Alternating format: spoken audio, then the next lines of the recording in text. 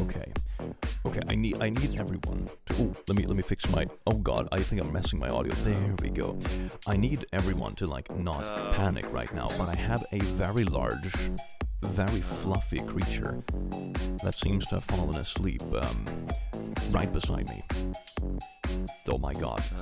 Maybe that would be a good excuse for streaming. It's like I don't dare get up to open the door because there's floofs. Okay, hold on. Let's see. Wait, oh my God, I'm already messing everything up. Oh, there we go. Hey, welcome, all you beautiful beings. I hope you're having a decent day, despite everything. Man, I've been sitting and scrolling Twitter for a couple hours today. That was a mistake. Oh my God, you know how I usually say that Twitter is like an absolute cesspool? I honestly didn't expect it to be like 10 times worse. I thought like, man, this is rock bottom, but no. It keeps surprising, doesn't it, man? Just a gift that keeps on shitting. Anyway, speaking of gifts that, well, also don't stop shitting, but like for other reasons. Check this out. Okay, I'm gonna zoom out a bit. Oh, check this out. See if I can do this without unplugging the camera. Oh, you can also see my Nazgul cosplay. And oh God, that's so cute. Look at that. Oh, he's so passed out. Oh my God, he is adorable. Oh, look. Oh, he's moving it. Oh, God. He can do that. He can, like, gently move slightly, and he gets more social media attention than I do. It is absolutely bonkers. He is, it's magic. It is magic. My God. So how are you all doing today? Welcome into a little chill stream. I figured we would have more fun doing a little stream and catching up with the community instead of like, I don't know, doom scrolling Twitter and TikTok. Because my God, I took a look at it today and oh boy, it's a bit surreal, isn't it? You know those times when you open Twitter and you're like scrolling and you see a tweet from like some YouTuber you used to watch when you were a kid and they are just going like full slur mode and be like, yeah, and there's like, oh my God. Whew, yikes. It's that's honestly like the most shocking about everything to me. Is like how like mask off everything became so fast. It's absolutely nuts. Reddit was also going wild yesterday. I think it's still going kind of wild, according to like at least what I have seen. You know, one thing that bums me out so much, and this is kind of like a very egocentrical thing, okay, so like bear with me, but throughout the last year and a half, it's gotten like increasingly frustrating that everything is like America politics stuff. You know, when I'm scrolling like r/facepalm, and I'm like, okay, you know what, I want to make a video that isn't just like politicians saying stupid shit, right?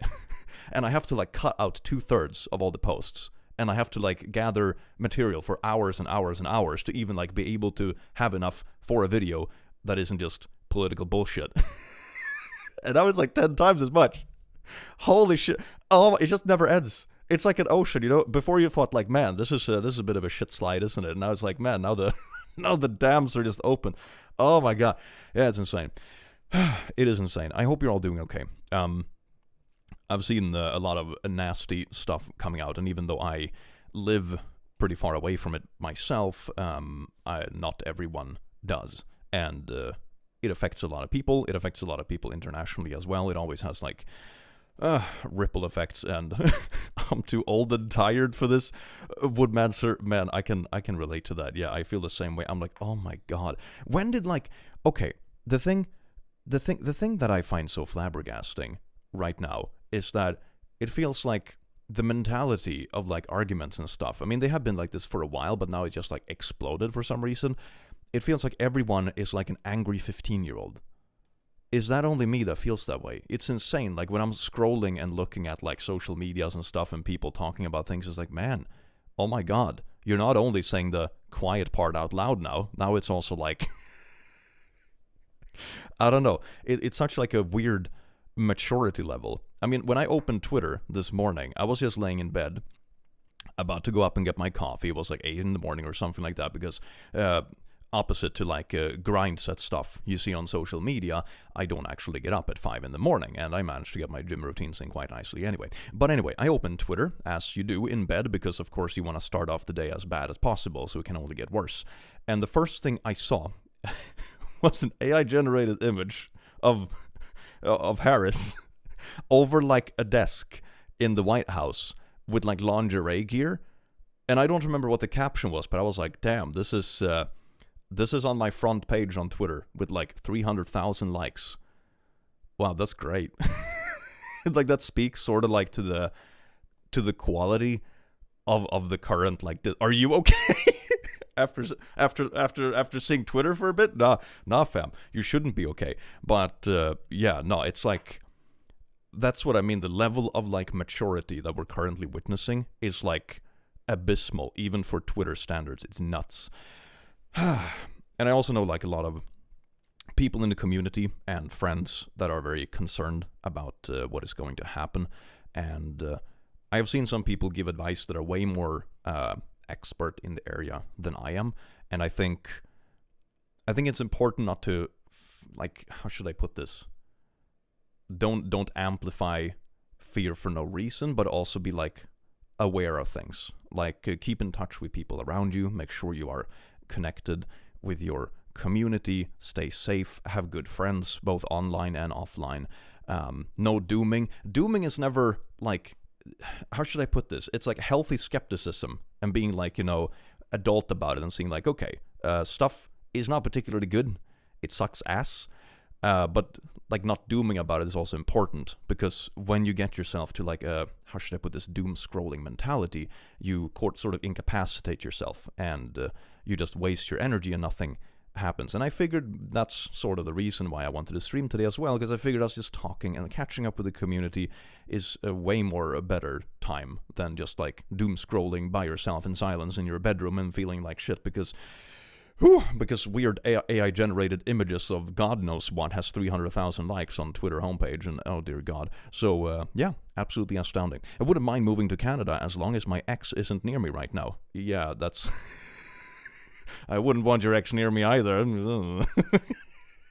Alright, I'm gonna catch up with a little bit of chat. Uwu Dice Very nice, very nice. Hello there, hi. Thank you for being a member for 27 months. That is amazing. A trans man from the USA here needed this. I do hope you're doing okay, and I do hope you're staying safe. The main thing I'm worried about now, to be honest, it's like, even when you have whack shit like this happening, and this isn't my area of expertise in any way, so take what I say with, of course, a grain of salt, but whenever I see, like, bad political election shit happening, which usually isn't what I talk about online, one part of me is like, okay, at least it's like a big systematic thing that is very slow, and hopefully they just end up bickering for 3 years and barely don't get anything done anyway. You know, that's sort of like what I'm hoping for. But what kind of rattled me the most, to be honest, was like the insane response across social media and stuff. How many people just went mask off. That's like, damn, this is kind of whack. Like, I know that, you know, the internet's filled with its fair share of edgelords, but like, holy fuck, man, it felt like everyone regressed 20 years mentally. It was insane. So anyway, good on you. It's needed for marginalized folks.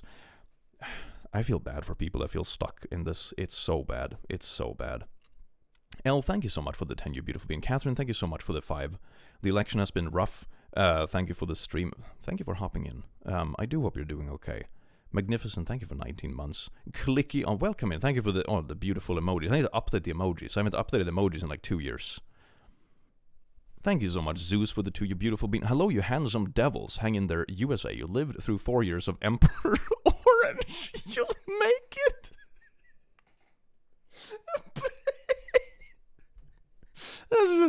Dear God.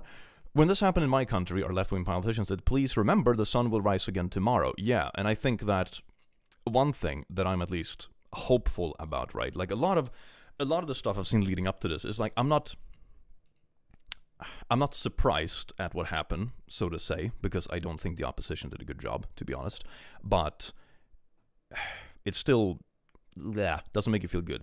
But the thing that I'm like hopeful about, if you will, is that there's most likely going to be some changes that makes a lot of the people that voted and are very pro, for example, these sort of things this year, are probably going to change their minds in a couple of years when they realize that, oh shit, massive tariffs on everything we import didn't make the everyday person richer. Who the fuck would have thunk it? You know, stuff like that.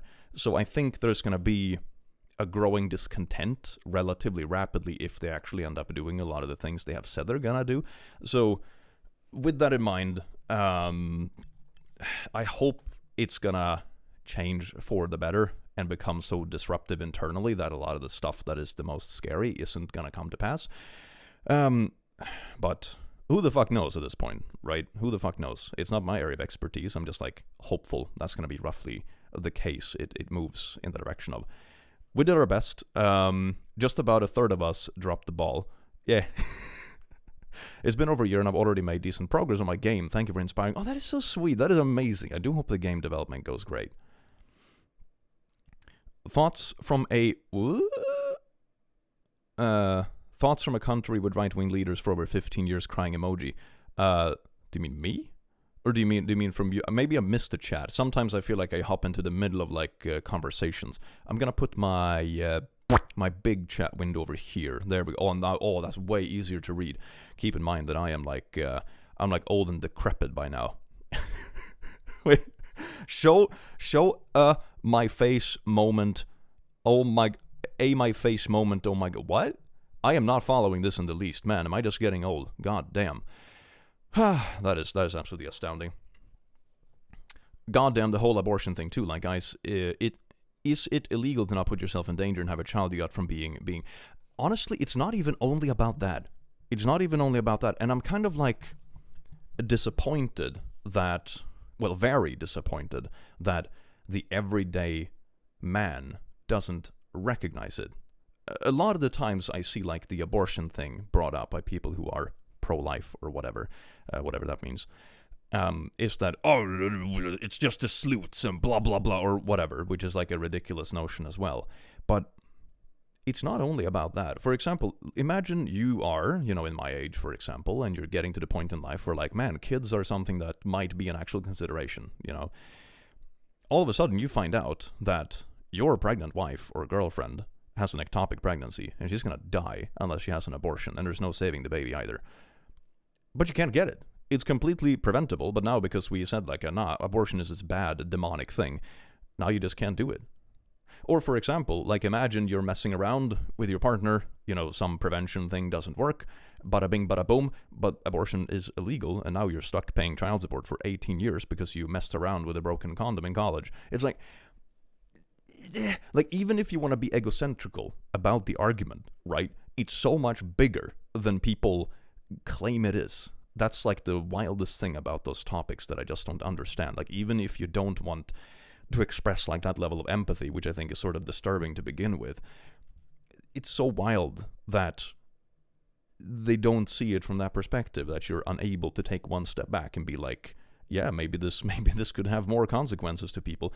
And one thing that I find very powerful when it comes to those subjects, I read an article in a video, I think it was about a month ago, and it was an article that talked about people that had worked in, for example, what's it called in the US? It's called, like, Planned Parenthood, I think, like women's clinics, abortion clinics, that sort of stuff.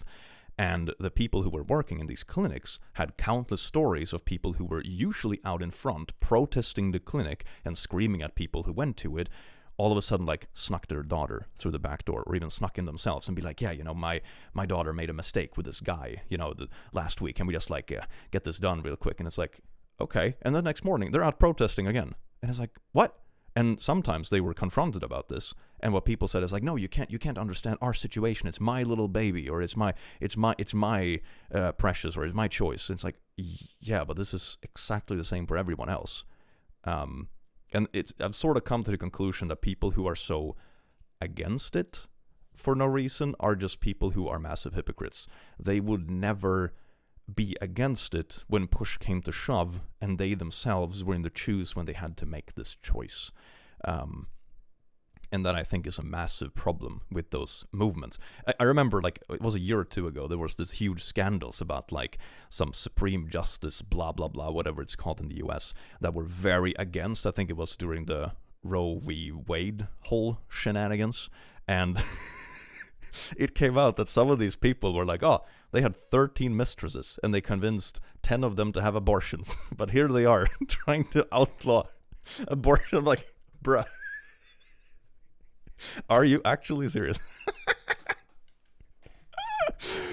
Oh, it's absolutely amazing. So, yeah, the hypocrisy is, like, pretty stagnant, isn't it? My God.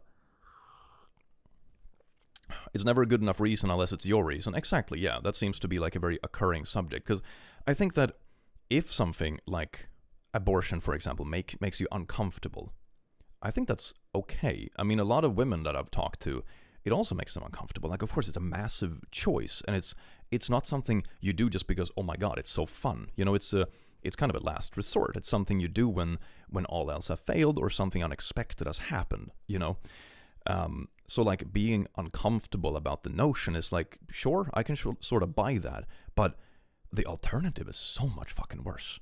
Are you kidding me? Oh my God. Like, how could you even consider the alternative? Like, it is insane. So, I don't know. Damn. It's wild. It's wild. It's not about abortion, it's about control. Yeah, basically. It gets packaged in with everything else. Have you seen what's going on here in Germany? Not currently. Protest something. No, that wasn't that. I don't remember. All my, like, feeds and stuff have been blowing up over the past couple of days. It felt good to go outside today and go to the gym and stuff. That felt good. It felt really good to just turn off my screens for a couple hours. That was nice. I can recommend it, because one really important mental health thing that is important. You smell amazing. Oh, I actually showered before hopping on stream because I knew you would be smelling me. Yes, indeed. One thing that is important is still to take care of your mental health. Even when things go to shit, even things that are outside of your control in the world, it's important to step away sometimes, and it's important to take care of yourself, because only doom scrolling and looking at it, only feeling bad about it, is only going to make it worse for yourself. And that is really difficult to do. It is really difficult to do. But it is important, and you deserve a break from it. Do not let yourself be defeated. Organize at work, school, in the commute, and the neighborhood, at home, any place you're a part of. It's time to work together and build community. Become unstoppable. Yeah, that's very well said. Community is incredibly, incredibly important. And also just having people around you that you trust, people that you can talk to. There was a politician on the news a while ago who regretted banning abortion because the pregnancies people had to carry to term resulted in people not being able to have more kids. Exactly. That's what I mean. Like, imagine if you... This is a situation, for example, that I thought about the other day when all this was blowing up. Imagine you're like in your late 20s or 30s or whatever, and you're planning to have kids, and you sit down and you talk to like your respective other about this. And she says, nah, fam, there is a whatever percent chance of this being an ectopic pregnancy or whatever it might be, and I can't get an abortion if that happens. I could literally die from doing this, apart from like the risks that normally come with childbirth, even if you have access to all the appropriate healthcare and stuff. This could literally be a ticking time bomb, and there's nothing I could do about it. Yeah, I could see that. If I was a woman and I was considering having kids and that sort of law was passed, I don't think I would do it. Like, that is like, oh my god, dude, that's like Russian roulette with babies. Are you kidding me? God damn. So I think that's an important thing to do as a man sometimes, to just put yourself in someone else's shoes, because this was something I experienced like 10, 15 years ago. It's a long time ago now, when I was sitting down and talking with some friends. We were like, 20 years old or something, and we were like, oh, would you want to have kids? And most of us were like, oh, maybe I haven't thought about it much because you're 20. And then someone raised the question like, okay, the question now is like, would you have kids? But would you have kids if you also had to deal with a pregnancy? And I was like, fuck, that is a completely different question. And now add on top of that, it's like, okay, you also aren't allowed to get an abortion, for example. So if something goes wrong, then you're double fucked. Literally. So, yeah, I think it's going to be like, it's a weird thing to push for. It's a weird thing to push for. So, yeah. The ship isn't bad either. My hubby got it done a few years ago. You built the ship? Oh my god, that's absolutely amazing. Hell yes. Your thoughts on rights movements, please. I think you have to be more specific than that. But when it comes to just like having rights in general, it's a pretty good thing, yeah. Thanks for the stream. Watch OT stream last night. That is so nice. That is so nice. I do hope you had a good vibe and you feel like good community support. You deserve it, okay? Epicness, spelled with a K. I love that. Thank you so much for being a lasso, you beautiful being. Thanks for doing this, man. It's so stupid that people are so scared of having a woman in power for once that they doom everyone in the process. Yeah, I think it's a combination of things, but also like at the end of it, yeah, the bias definitely played a part in it. It's like, oh my god, we had the president with a bit more tone skin before. We can sort of pass that tone skin and the women. No, like damn, even Hillary, who was a candidate I wasn't particularly fond of, to be honest, but even Hillary had like, the popular vote back in, what was it, 2016 or whatever. Be as Modeng, become ungovernable.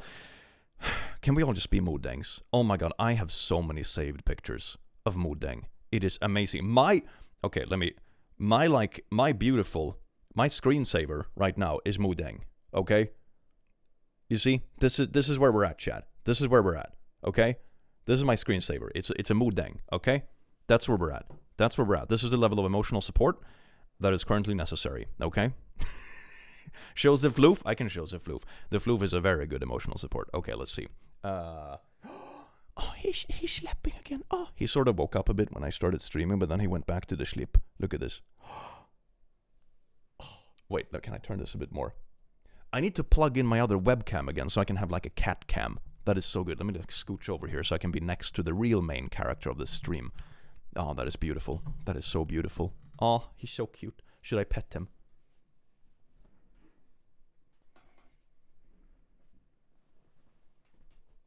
Oh, so good. Oh, yes. Oh, such a good creature. He likes like the ear pets. He likes to look at that. Oh, that's so good. Oh, yes. Oh, just enjoying life to the fullest. Just enjoying life. Oh, so good. So good. What a good floof. Oh, look at him. He's very sleepy today. I'm gonna go and give him his insulin in like hour and a half, something like that. Long time watcher, and oh god, that went fast. Nice to see friendly folks. Thanks for facilitating kindness.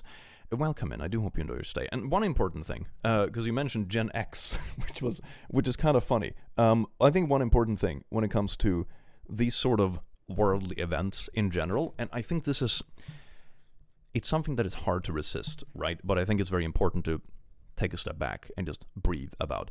One thing I saw blowing up, for example, on Reddit, was all these statistics about like who voted for what in which age demographic, and everyone started blaming stuff. It's like, oh my god, this is the fault of Latin men. No, it's the fault of Gen Z men. No, it's Gen X. It's their fault. Oh, the fucking boomers. Oh, millennials have ruined yet another thing. And is this kind of division that is just like, that's part of the game, sort of. They want the infighting. That's how people who want to grab a lot of power win, because when we're busy being like, oh, back in my day, or, kids these days, or whatever argument you want to do, that's when someone else swoops in and just be like, hippity-hoppity, gonna manipulate the property. So, not worth it. Good takeaway. I mean, sure, sometimes on this channel we make fun of like Karens and stuff when it's like, some boomer going ham on some fast food worker. It's like, yeah, it's fun to make fun about, but it's also like very particular behavior, so I think that's important. Don't divide unnecessarily. And most people you end up arguing with, for example, take Reddit as an example. Reddit is pretty left-leaning as a platform as a whole. The people you're going to end up arguing with the comments about that sort of shit are probably people that agree with you to begin with. So it's like double pointless. So yeah.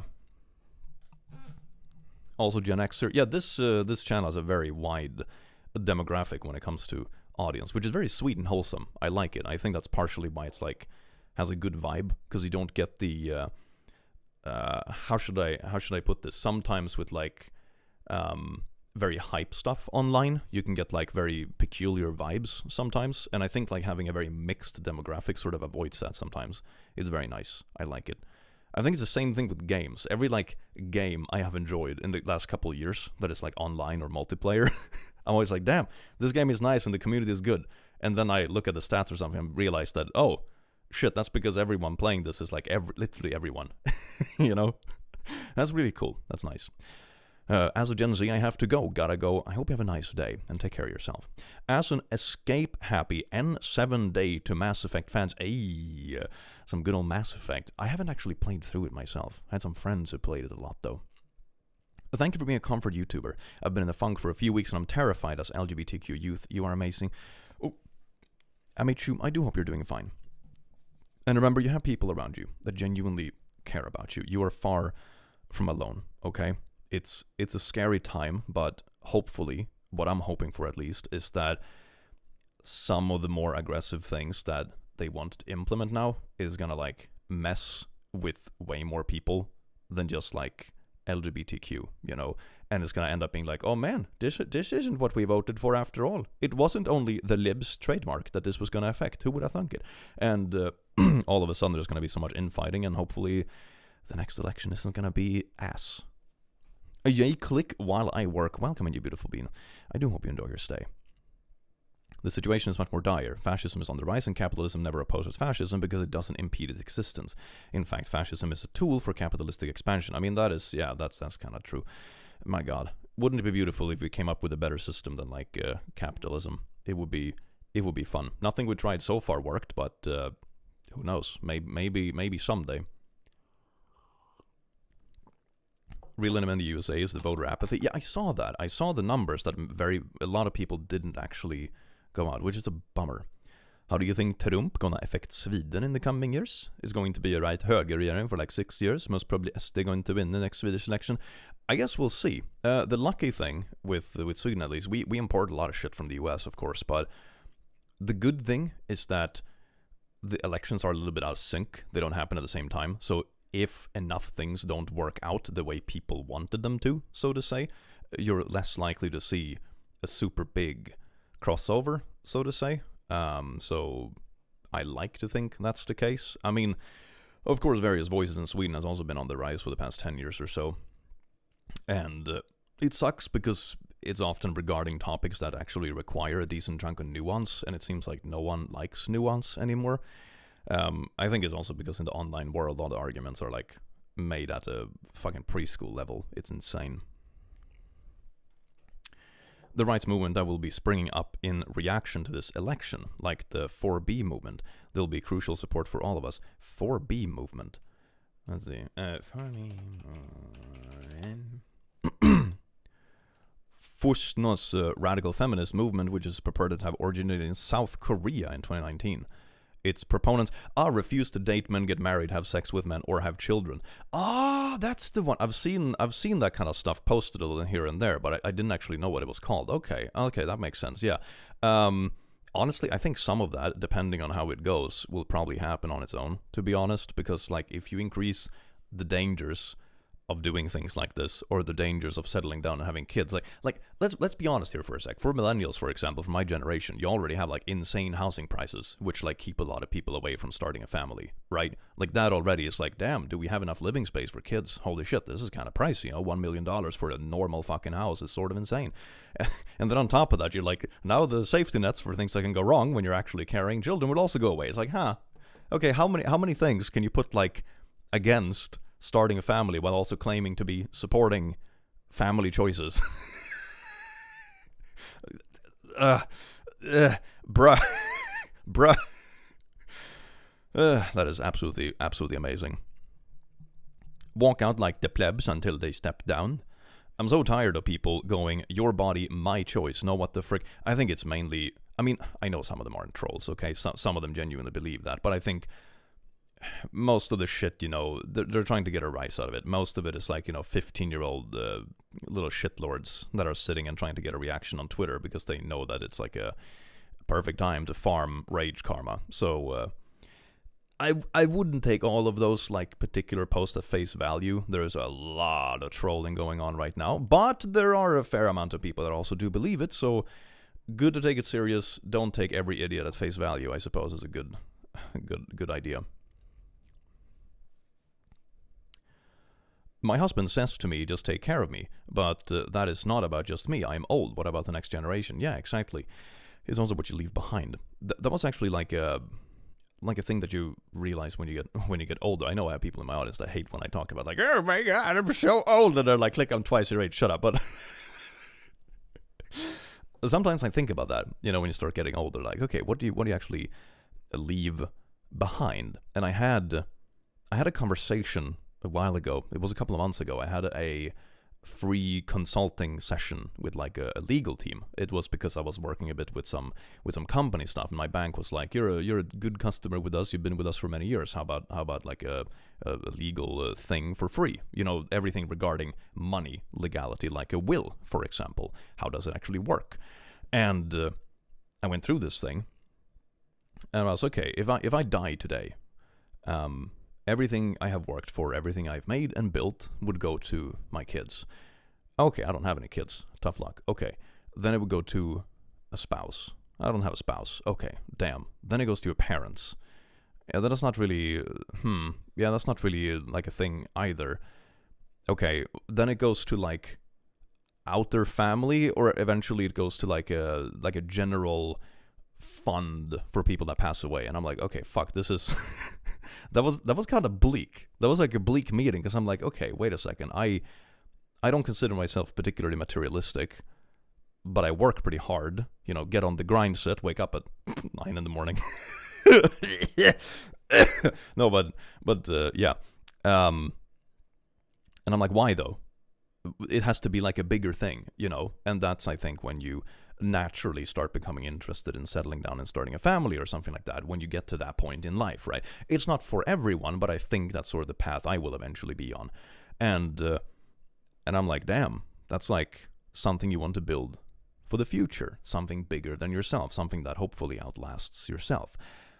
And that doesn't only go for family, that goes for everything else as well. It goes for like, okay, what do you leave behind if you have built something you really cared about in your professional life? What about your friends? What about young people around you? What about the world as a whole? What about the causes you supported or anything?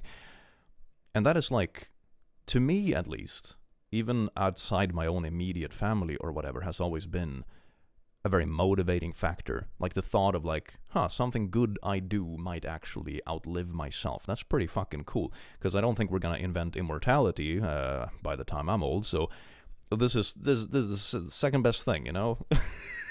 And the fact that people don't relate to that, I find insane.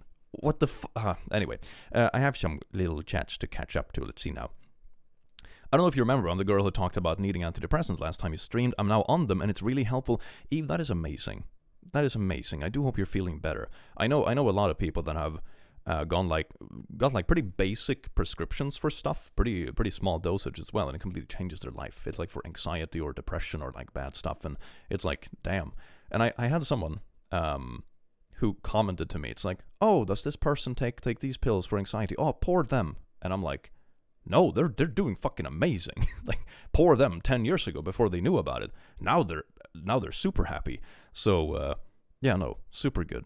I'm really proud of you. Montana, Missouri, Arizona, Colorado, Maryland, Nevada, and New York passed amendments to their state constitution guaranteeing abortion rights. Hell yeah. You see, there is a little bit of happiness left. There is a little bit of hope.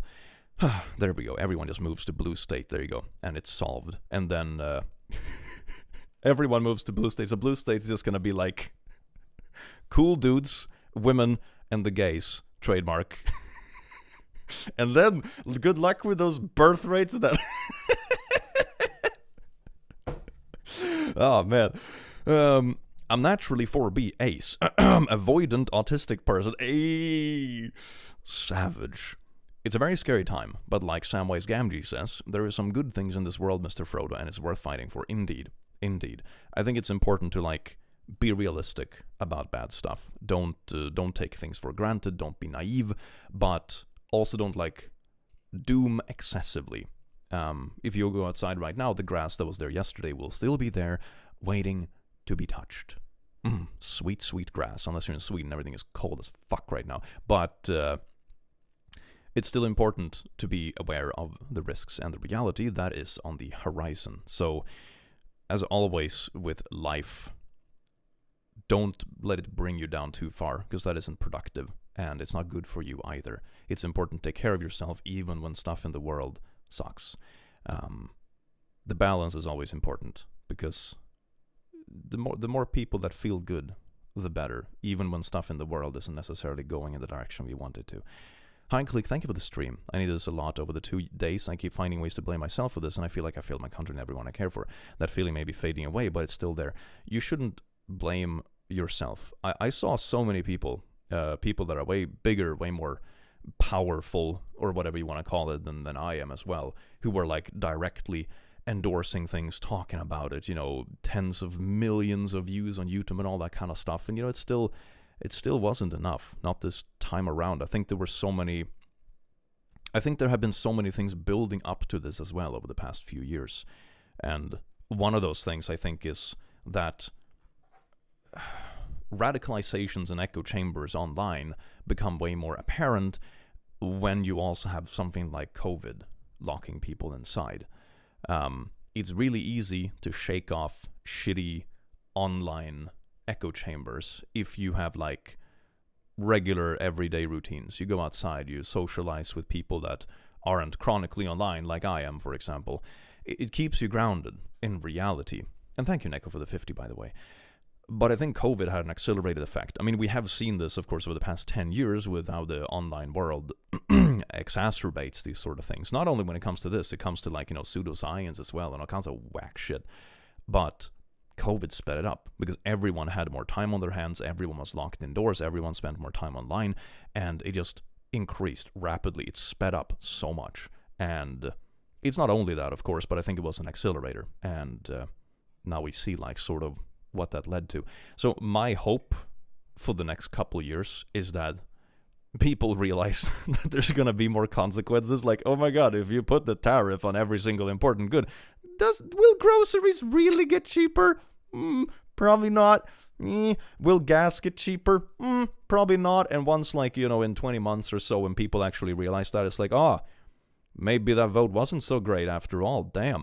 And some people will never turn around to that fact because they're obsessed with their cute little hats. But, you know, that's sort of my hope, that it's going to be too much infighting and too much drama regarding those things, that the like more crazy shit, if that wasn't crazy enough, but that will never come to pass. Like, I don't remember correctly, but didn't, like, for example, it's different now, for example, because it's different in the landscape and the cabinet and all that kind of stuff, of course. So it's not the same. It's not completely comparable. But what I remember from last time, it's like they spent half of the 4 years like arguing about building a wall to Mexico. I was like, okay, well, hopefully they'll get stuck on arguing something stupid again. But who knows? I don't think it's going to be as easy this time around, but my hope at least, it's going to be too much infighting about stupid shit that it's sort of going to lose steam in the next couple of years. That's my hope.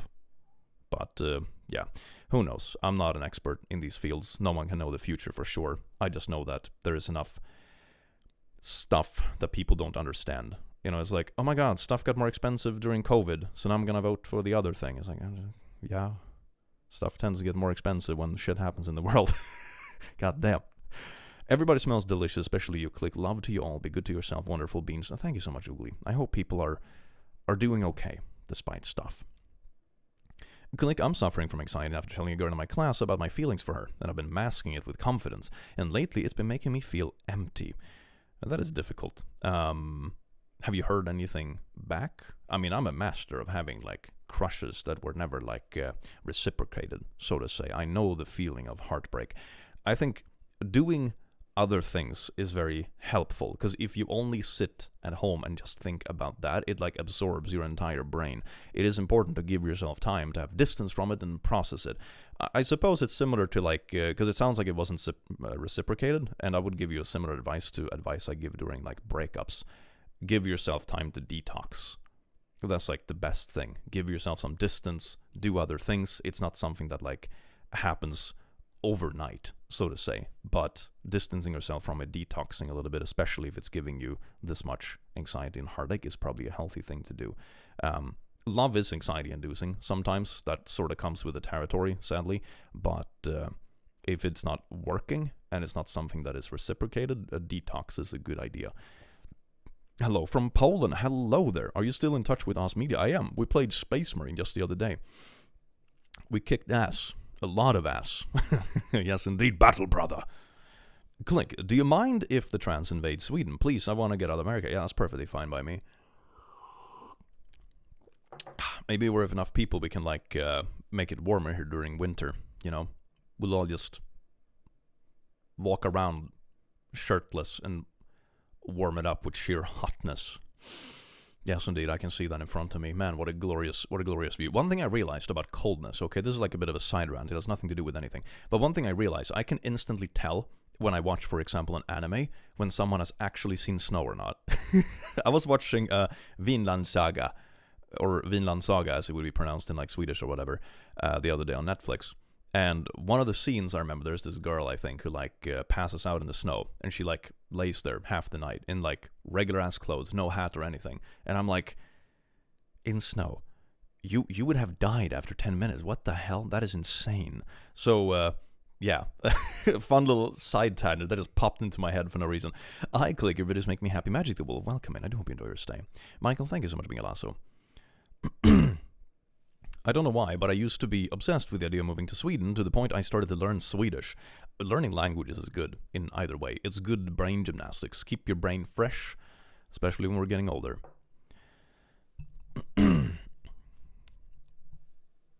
Nazis were a hybrid of fascism and socialism. They literally had price controls and controlled industrial means. I mean, you know, the party was technically called socialist, but I wouldn't say no, it's authoritarian in nature, not socialist. It's, I don't think that's an accurate description. It's like something I see being spread a little now and then, and I don't agree. It isn't. It's, you're mixing it up with authoritarianism.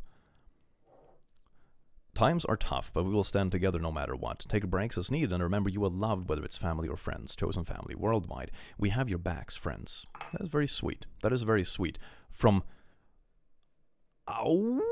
Is that Australian? I think that's probably buckaroos. That's what I call Australian dollars because of kangaroos. Yes, indeed. Kangaroos are not actually wholesome and cuddly. They will fucking kill you, so be careful if you ever want to snuggle one. It's kind of like with bears, you know? It's like they look friend-shaped, but it's sort of at your own risk. Bettina, thank you so much for the 10. You beautiful bean. Welcome in. I do hope you enjoy your stay. I was talking about you in my video, about your insane parents video. Thank you so much for bringing up the subject.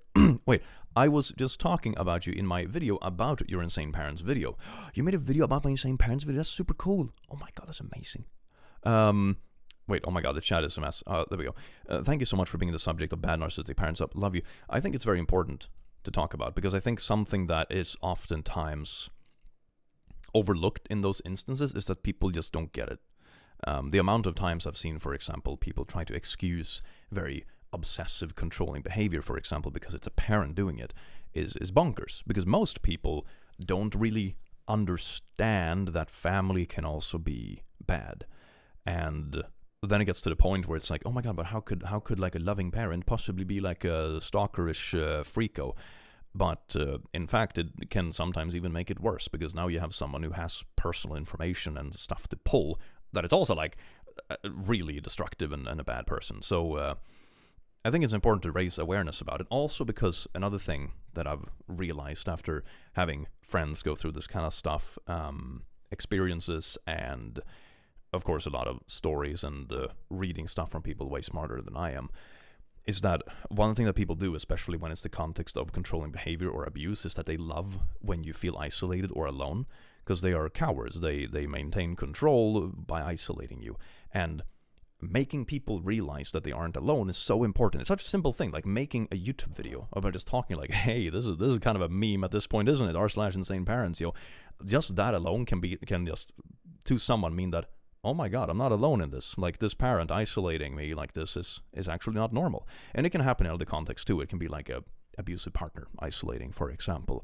There are other instances too, but parents and partners are like some of the more common examples, I suppose. Woodmancer, thank you so much for being a lasso.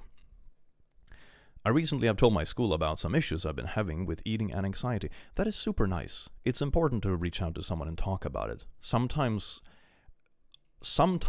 the way forward and how we like make things easier, make things better, is to talk about it. I've had those experiences myself in the past where I've been struggling with things, and I'm like, you know, I have this very stupid, very stereotypical masculine attitude where I'm like, no, it's my problem, I'm gonna deal with it. And then the moment I speak to someone about it, I'm like, oh yeah, I can do this. Or like, oh wow, it wasn't this like big unbeatable beast after all. Then you do something tangible about it and all of a sudden it gets better.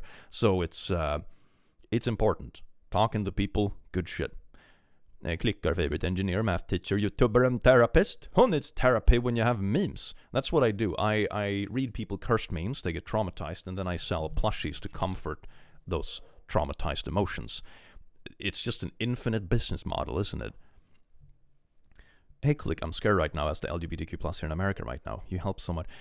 Stay strong, and make sure you have friends and people around you. And make sure not to like get stuck too much in doom scrolling either. Like, I think be aware of the risks and stuff that is changing right now. For me, the most, somewhat observing from across seas, one of the most like wild things to me was so many people that went mask off the moment the results were announced. That was almost more flabbergasting to me than the results themselves. When I saw the results, I was like, okay, well, I can sort of see where that come from. Doesn't mean I like it, but okay, sure, I can see like the road behind us that led to this, you know, all the kind of shit we've seen online and the trends and blah, blah, blah, you know. It wasn't super surprising, perhaps. At least I didn't think so. But so many people that went mask off, like the moment it happened, bam. And I was scrolling Twitter the day after, and I was like, holy fucking shit, dude. This is like... It's not just that, you know... It's not just that you disagree with people regarding topics where you can, like, agree to disagree. It's people being like, oh yeah, I am 40 years old, but I'm gonna regress to a 15-year-old bully in my state of mind, and I'm gonna go around for the next 4 years tossing slurs at people. What? Heh? That... Wow. Okay. It was like... Damn. I don't know. It was such, like, a regression and a mask-off moment. I was just, like... kind of flabbergasted. I was just looking at it and be like, there's no way these people are serious, right? This is insane. They've demonized immigrants and trans people to a horrifying extent, fueling so much hatred. Yet they say it's us being violent and hateful. Oh yeah, wasn't it just a couple of weeks ago where it was like, they're coming in, they're eating the cats, they're eating the dogs, and even the hosts of the debate were like stopping and be like, this is actually misinformation, this never happened. And it just keeps going, and people still believe it. He was fact-checked in live TV, and people still... I think the problem is, and this was something I realized when the war in Ukraine started. It's a pretty decent comparison, because you had this team of interviewers going around in Russia, and depending on who you asked, of which age demographic, it became like grossly obvious that depending on what media you consume and what sort of bubble you get stuck in, sort of say, your worldview is just a completely different world. I remember they were going around asking 50, 60-year-old people in Russia, and they were asking about, for example, Europe and stuff, and they were like, oh yeah, no, they all live in shitholes, like Russia's the best living standard in the world, and etc., like we're bringing them, they're so ungrateful, but we're bringing them like the greatness of the stuff that is here, so they can have the same living standard and stuff. And this is what they genuinely believed. It was justified because they were bringing something good because the rest of the world was sucky, basically. And I think in those moments when you see that for yourself is when you realize, like, yeah, damn, no one is immune to propaganda. Good thing to remember. And I think a similar thing has happened in this case, where if you've ever had an argument with someone that believes these things, they don't live in the same world. It's so distant. And then, of course, there are echo chambers on every side of, opinion spectrums, of course. There are naive bubbles and stuff like that on every side, of course. But in this case, it becomes so blatant because it's a bubble that villainizes people that are just trying to live their life. And it becomes something completely different. Like having a bubble that is like naive or silly is different from like a bubble that is just like breeding hatred in a weird hug box. So I don't know. Doesn't mean that any bubble is good, but it's important to have perspective. And in those instances, it becomes so obvious that people don't even live in the same realities anymore. It's insane.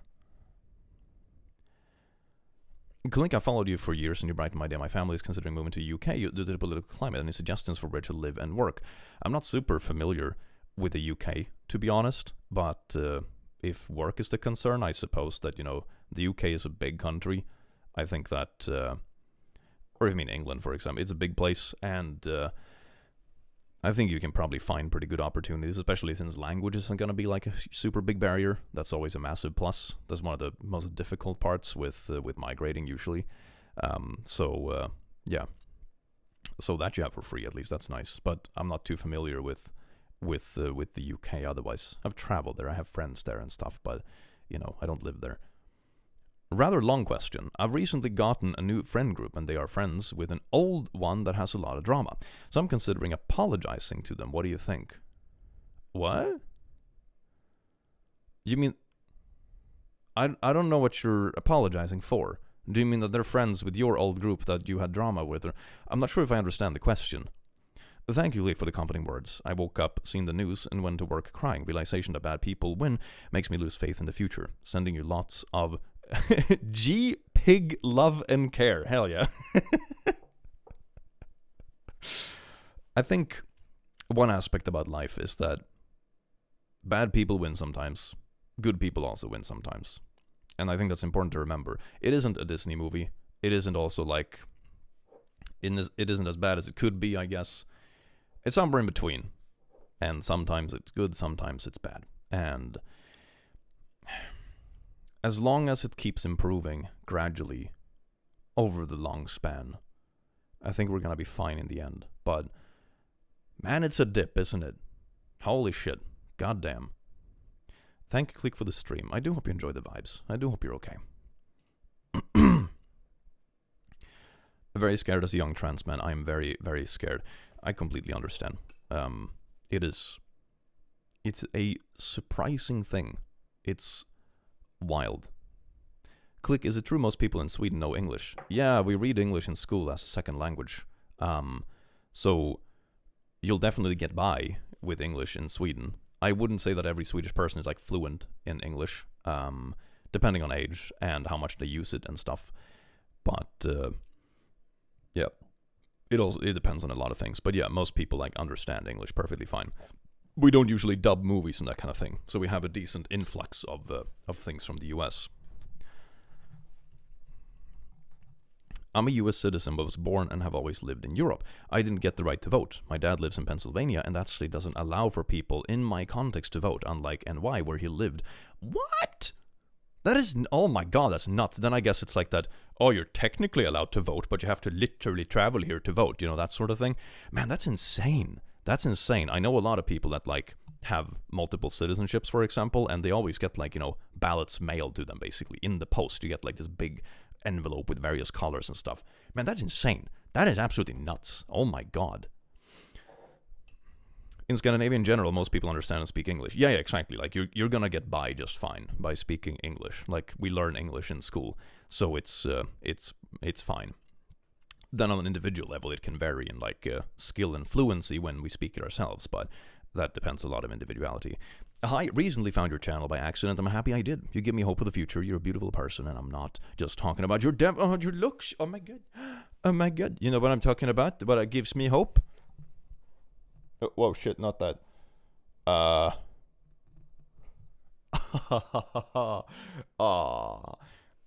man. He's so old and fat. I love him, even when he shits in my bed sometimes. Disgusting little creature, but I can't stop loving him.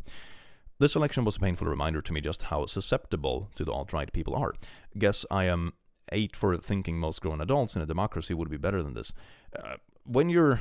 I've seen this trend like come and go a couple of times now. And I remember how appealing it felt, because these sort of ideologies are really good at playing on like your frustrations and emotions in the moment. I remember back in like, what was it? This must have been like 2014, 15, probably 2015. That was like the last edgy wave on YouTube and that sort of thing, so to say. When you have like the whole skeptic community blasting off, and you have like this montages of liberals being owned by facts and logic and feminist freak-out videos, all that kind of jazz. I remember how easy it was to get sucked into it, and I had some friends who did.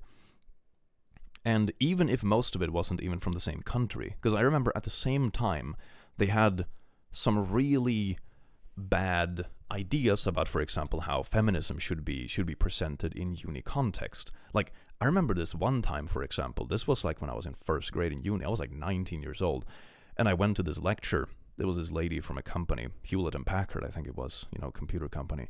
And they were having a lecture. They were talking about like, student years and how to find a job in the future and that sort of stuff. And then she got into equality. And I remember she said like, we hire every second man, every second woman.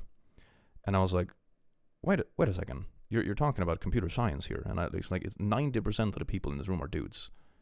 If you actually wanted more female engineers, you have to start sooner. All the people that are here are already on their like uni path. You're too late. If you want this, you have to talk to 15-year-olds. Not 19, 20-year-olds. And I remember this sort of thing, this sort of rhetoric that you saw online, like the libs getting owned by facts and logic, was so good at playing at these frustrations. Because in reality, this was one dumb Karen taking out her frustrations on a bunch of 19-year-olds at a uni, right? She probably didn't actually have any particular pull in any particular way. She was trying to virtue signal, and, she was pretty shit at doing it. But those sort of minor frustrations get amplified in these sort of circles, and you're like, oh my god, maybe they are actually coming for white men, And this was so easy to fall for, I remember. And when I got out into the real world, of course, you realize that it was all bullshit. This isn't the reality. You have some biased people in like fucking HR or whatever, or people that go out and do these kind of talks because they of course want to look good and they're doing some kind of PR stunt, but in reality it's not really like that, and that's the problem. It appeals to people that are still naive, because at 19 I was pretty fucking naive, and it feeds on those frustrations and the perceived version of reality you get. And there were multiple examples of this. There were more people that came to university to talk about these things. I remember I had this really weird equality workshop that I volunteered for, because I was helping out at the time, and it's like, equality workshop, that's cool. And I remember I was like, handing out papers and stuff for people to discuss. And the first question was like, explain how your life is easier because you're a 25-year-old white man. And I'm like, okay, maybe this isn't the way to formulate it, because like statistics are one thing, right? And discriminatory behavior overall. But if there actually is a dude here who's going through tough shit, this is like really fucking disrespectful. This is not the way to do it. I had a friend at the time who seemed like a perfectly normal guy. He was like 25 years old, just normal university boy. And he never attended parties, which I thought was a bit weird. Turns out he was taking care of his mom full time because she was dying of cancer. And the dad was out of the picture. I don't know if he passed away or if he was just gone. And I was like, damn. And this is the first question you have on this questionnaire. That fucking sucks. Oh my god. Because I know I have this friend that's going to read this. Like, holy shit, dude. And that doesn't mean that discrimination doesn't happen. It doesn't mean that there are not systematic privileges. Don't get me wrong. Both things can be true at the same time. And I think that's a nuance that's very important to do. But that's the sort of bullshit that this kind of like very tempting alt-right rhetoric feeds on. You know, then you have this dude that has obviously gone through hardship, and then you have these pompous assholes in some campus workshop telling him how his life is actually easy, and then all of a sudden you have this like group online that's like, actually, men for men, blah blah blah blah, and you're sucked down this bullshit rabbit hole. So it's like, I can see why it tempts people, and it's so stupid, and everything is dumb. Everything is dumb, man. People lack nuance. I'm so scared of what may happen here, and if they go all out with Project 2025. Being homeless, disabled veteran, I'm not sure what I'll do. Yet, on the other hand, I want to sit back and watch it fall in the most epic fashion. Grab the popcorn, baby, hell yeah. People forget that systematic critique is to critique systems, not individuals. Yeah, exactly. It's like, no one is arguing, at least not here, that systematic stuff isn't a thing. Like, you know, I am perfectly, like, one of the things I used to do a lot in uni was, for example, make sure that everyone felt welcome regardless of where they came from, you know, because engineering is a good thing. It's good for you as an individual, and it's good for society. You know, why not? Why wouldn't you encourage everything and everyone to become an engineer, right? But there is a difference between going up to an individual that you actually know nothing about and trying to proclaim to them how their life has been so easy, and saying that, yeah, on average, this group has this and this benefit, which is unfair compared to this and this group. Maybe we should change that. You know, that's a vast difference. It's a vast difference of individual respect versus like being honest with the fact that systems are biased and can be bad. And that is something I think a lot of things fail doing. They become too eager to attack. And sometimes it's not even purposeful, but sometimes it just comes off that way. For example, like that workshop example I mentioned from uni, it very much comes off as attacking you as an individual. When you read that, and if you are struggling, you're like, man, fuck you. But it's obviously intended. It comes from a place of like, okay, let's talk about systematic stuff and how to fix it. But it comes off as just a personal attack, and that's why people give it the middle finger, and that's why this kind of like alt-right rhetoric becomes tempting, because on a surface level it's welcoming when in reality it's not. It's absolute trash. But for young impressionable people that have had this kind of stuff happen, then of course it becomes tempting. So I think it's important to separate the two. Attack systematic injustices, don't attack individual people, because you don't know what people are going through. Whether you do an insane parent story, you always mention stuff from your past. Are you okay?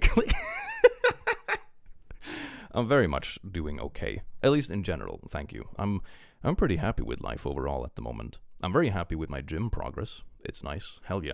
I realized, oh my fucking god, because I was like filling out like a little form or whatever, like a little health form, and I filled it out like 3 months ago, and I filled it out again just a couple of days ago, and I realized I've gained like about 5 kilos in 3 months. Can you imagine? That is insane. Oh my god. I think some of it is also like a bit of bulk that maybe I should try to like get rid of during the spring or whatever. But holy shit, man. I haven't gained that much weight so fast ever in my life. Feels good. Feels good. I took 105 kilos bench press. That was nice. I was drunk while doing it as well. We were having a house party, and we ate a shit ton of cheese, and we drank a bunch of good beer. And I have a bench press at home, like a small one that fits in a corner. And my friend, who's also a massive gym bro, he brought extra weights because he was like, yeah, let's do some fucking personal bests. And we were like drunk. This was like 11 at night. And we started like stacking up this fucking bench press. So yeah, I'm proud to say I bench pressed 105 kilos while relatively intoxicated. That was good. And I probably ate like 2,000 calories of cheese.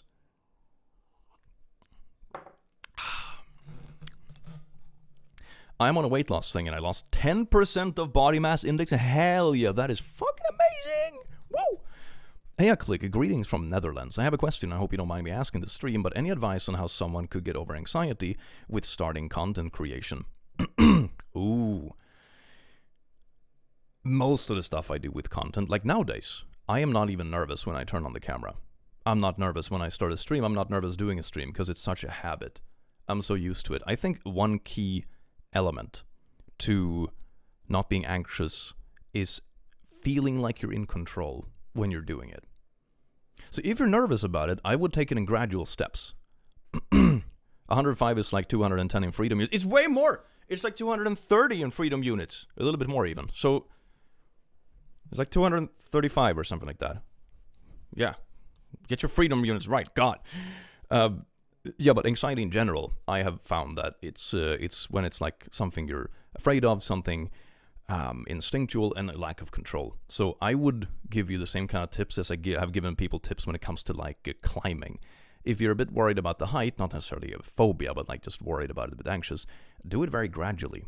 Start off by streaming. If you're streaming on YouTube, for example, start off by streaming just unlisted, without a face cam. Just like how it feels. Just like, now I'm technically streaming. Cool. Next time you stream and you show a friend. Okay, you have one viewer. Maybe you're like playing with them at the same time or something. Okay, chill. Next time you stream publicly. Maybe you have 0 viewers, maybe you have 1, maybe you have 2, maybe you have a couple of friends watching. Awesome. After a while you get used to that, then maybe you can stream with a face cam or a VTuber avatar or whatever you're comfortable doing. It's like, do it gradually.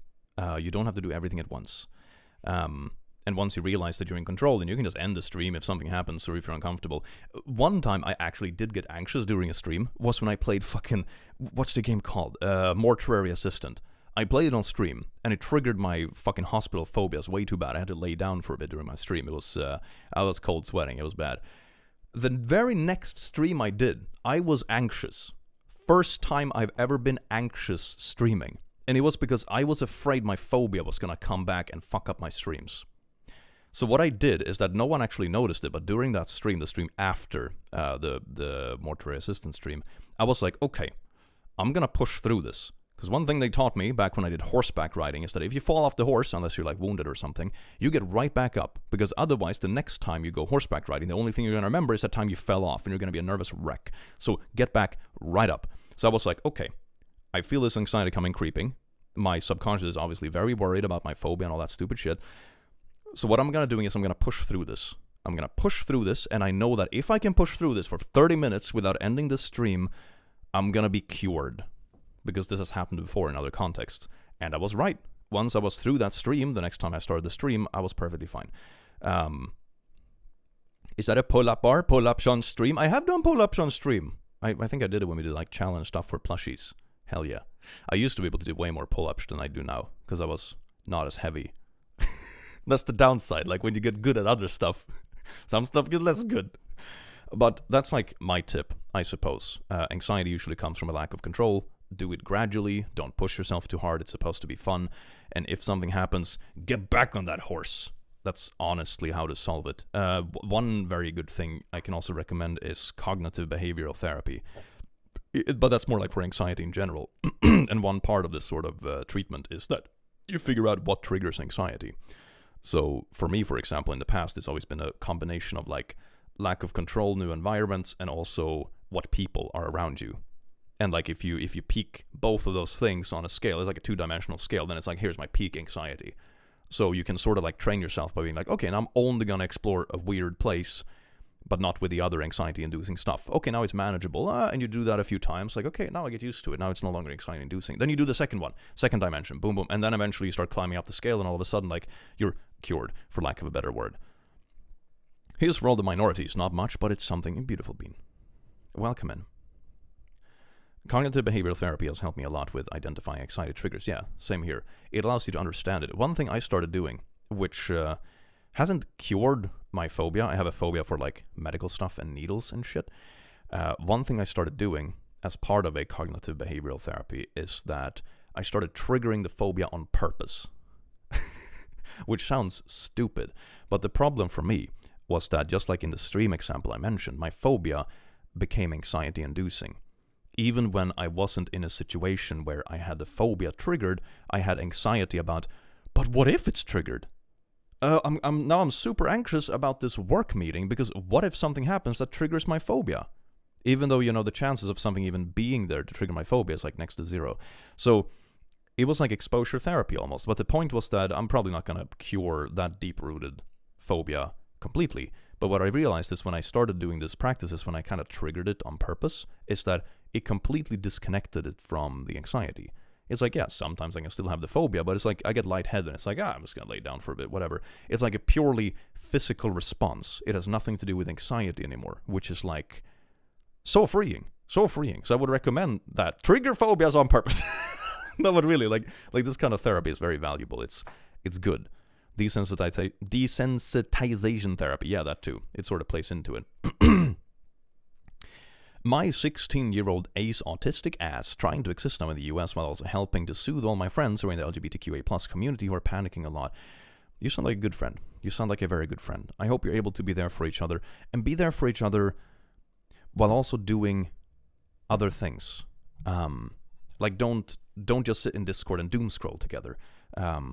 Do something together so you feel that you're there for each other. Like do something together, meet at a place, play a game together, sit and chill, go, 16, so maybe like hitting the pubs isn't an option, but like go out and do something, or go grab a meal, or like, I think that's important. One thing that I have done a lot in life is that you go meet people that have, and you do something that isn't related to what is currently making things feel like shit. We're playing a lot of games together. We're spread out across the country. Hell yeah. Ever play Space Marine? Space Marine is good. Yes, battle brother. Everyone is a battle brother. It's beautiful. I think the term battle brother is gender neutral. It's kind of like calling a dog a good boy. Doesn't matter if it's a male or female or anything. It's like a good boy is a good boy, Forgot the message. Hi, Clicky. Hi, everyone. Loves and hugs for everyone. Eating from Gas Chemfrone. What? You all are lovely and valid beings, and I want you to know it. You're all lovely and valid beings, okay? Things are going to be okay. Things suck. Things suck today. They'll probably suck tomorrow. But we will get through it, okay? And this community isn't going to change, okay? This community isn't going to change because of like some fucking stupid election. It's not going to change because of a bunch of edgelords on Twitter thinking that the most fun thing they can do in life that they're voting for is how many slurs they can spew out in a short time on a Twitter feed. Blech. Nothing here is going to change. We're going to make our videos as usual. We're going to do our nice streams. We're going to support the charities we want to support. We're going to do all the cool stuff. We're going to come up with whack plushie ideas. And we're going to show off... He moved a bit. We're going to show off chunky cats with diabetes. Okay, let's see now. I have to get a proper cat cam. Look at that. He moved. That's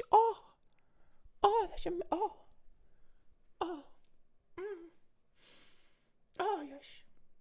Yes. So cute. Oh, look at that big boy. Man, I'm having coffee way too late today. It's going to be a fun night. First time I actually made it to stream. Welcome in, Random Things. I do hope you enjoy your stay. Can you give him a little kiss for us? I'll give him a little pet. I like how the chat blows up every time I angle it towards the cat. That's good. It's like raspberry water. That's good. It doesn't have caffeine in it, right? I hope it doesn't, otherwise I'm going to be fucked tonight. No. 0 grams of protein, though. Good gains. Okay, no, it doesn't have caffeine, I don't think. No, good. 5 grams of sugar, that's fine. Look at this.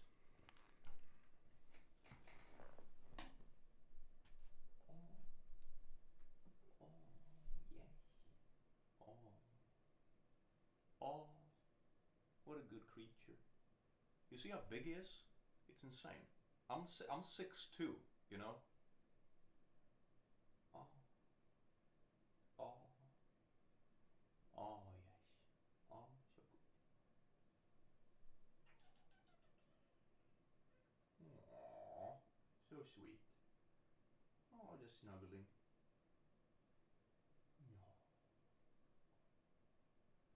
Oh, do you want scratchies? Do you want ear scratchies? Like here? Is that what you want? Like ears? Oh, that's a good one. Oh, that's a good one.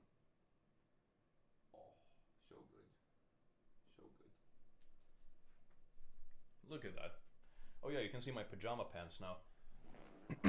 I'm very much, when I do stream, I'm very much like Zoom meeting dressed. It's like, I'll put on a shirt, and then on my bottom half, I'll wear whatever.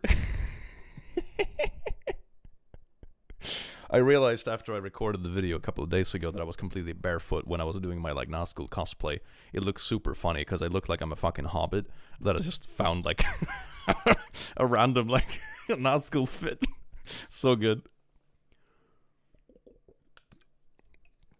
Pants are so overrated. Pants are overrated.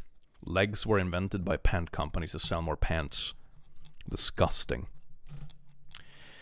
How do you get emotional support team, and how much do they cost in USD if possible? I think they're $29. I think they're the top link in the description. That's the plushie page. We have emotional support teams that are in stock permanently, so they ship out within like a week if you order it. So it's super cool. It's the only plushie that Makeship has in permanent stock. We made a whole new business model just for the demon. Can you imagine that? That is insane. Amazing how all our brains are just cat.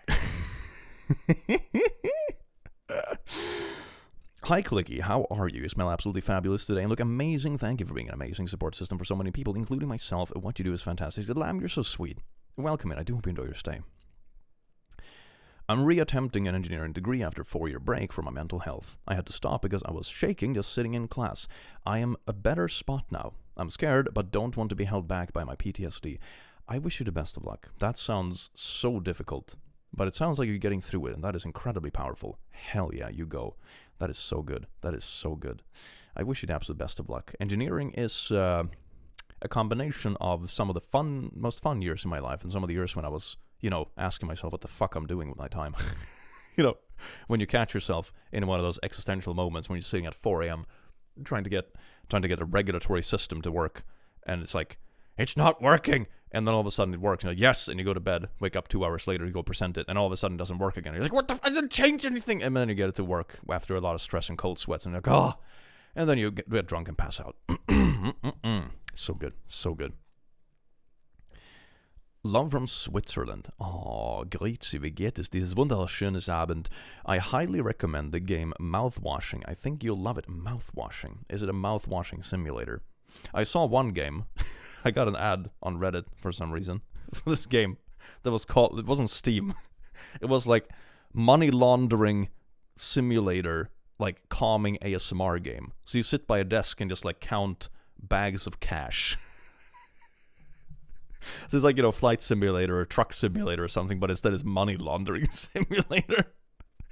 Ida, thank you so much for the 50, you beautiful bean. How is it going? It's going good. How's it going for you? Yes, indeed. No, my headphones are running out of battery. Have you considered buying... they're in my backpack because I brought them to the gym. I have a Raycon slot coming up in the next few days. I apologize in advance.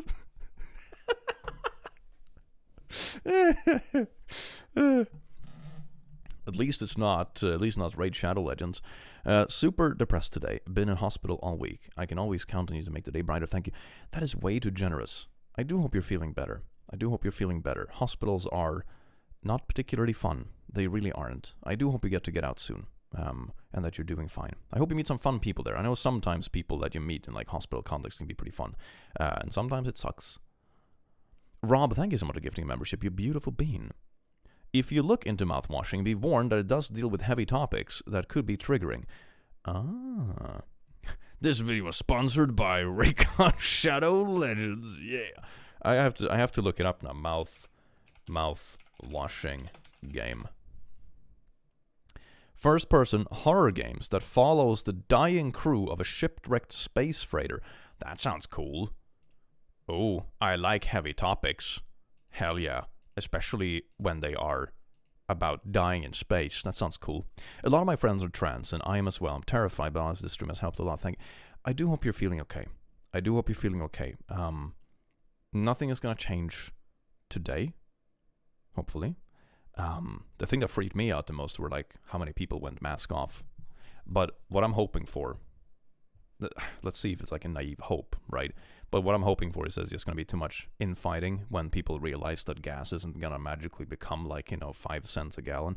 So, I don't know. I have some hope that it's going to be chaotic to the point that people are going to regain some sanity, but we'll see.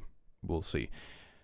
I know that the communities here at least are not going to change, and luckily the world is bigger than MAGA Twitter.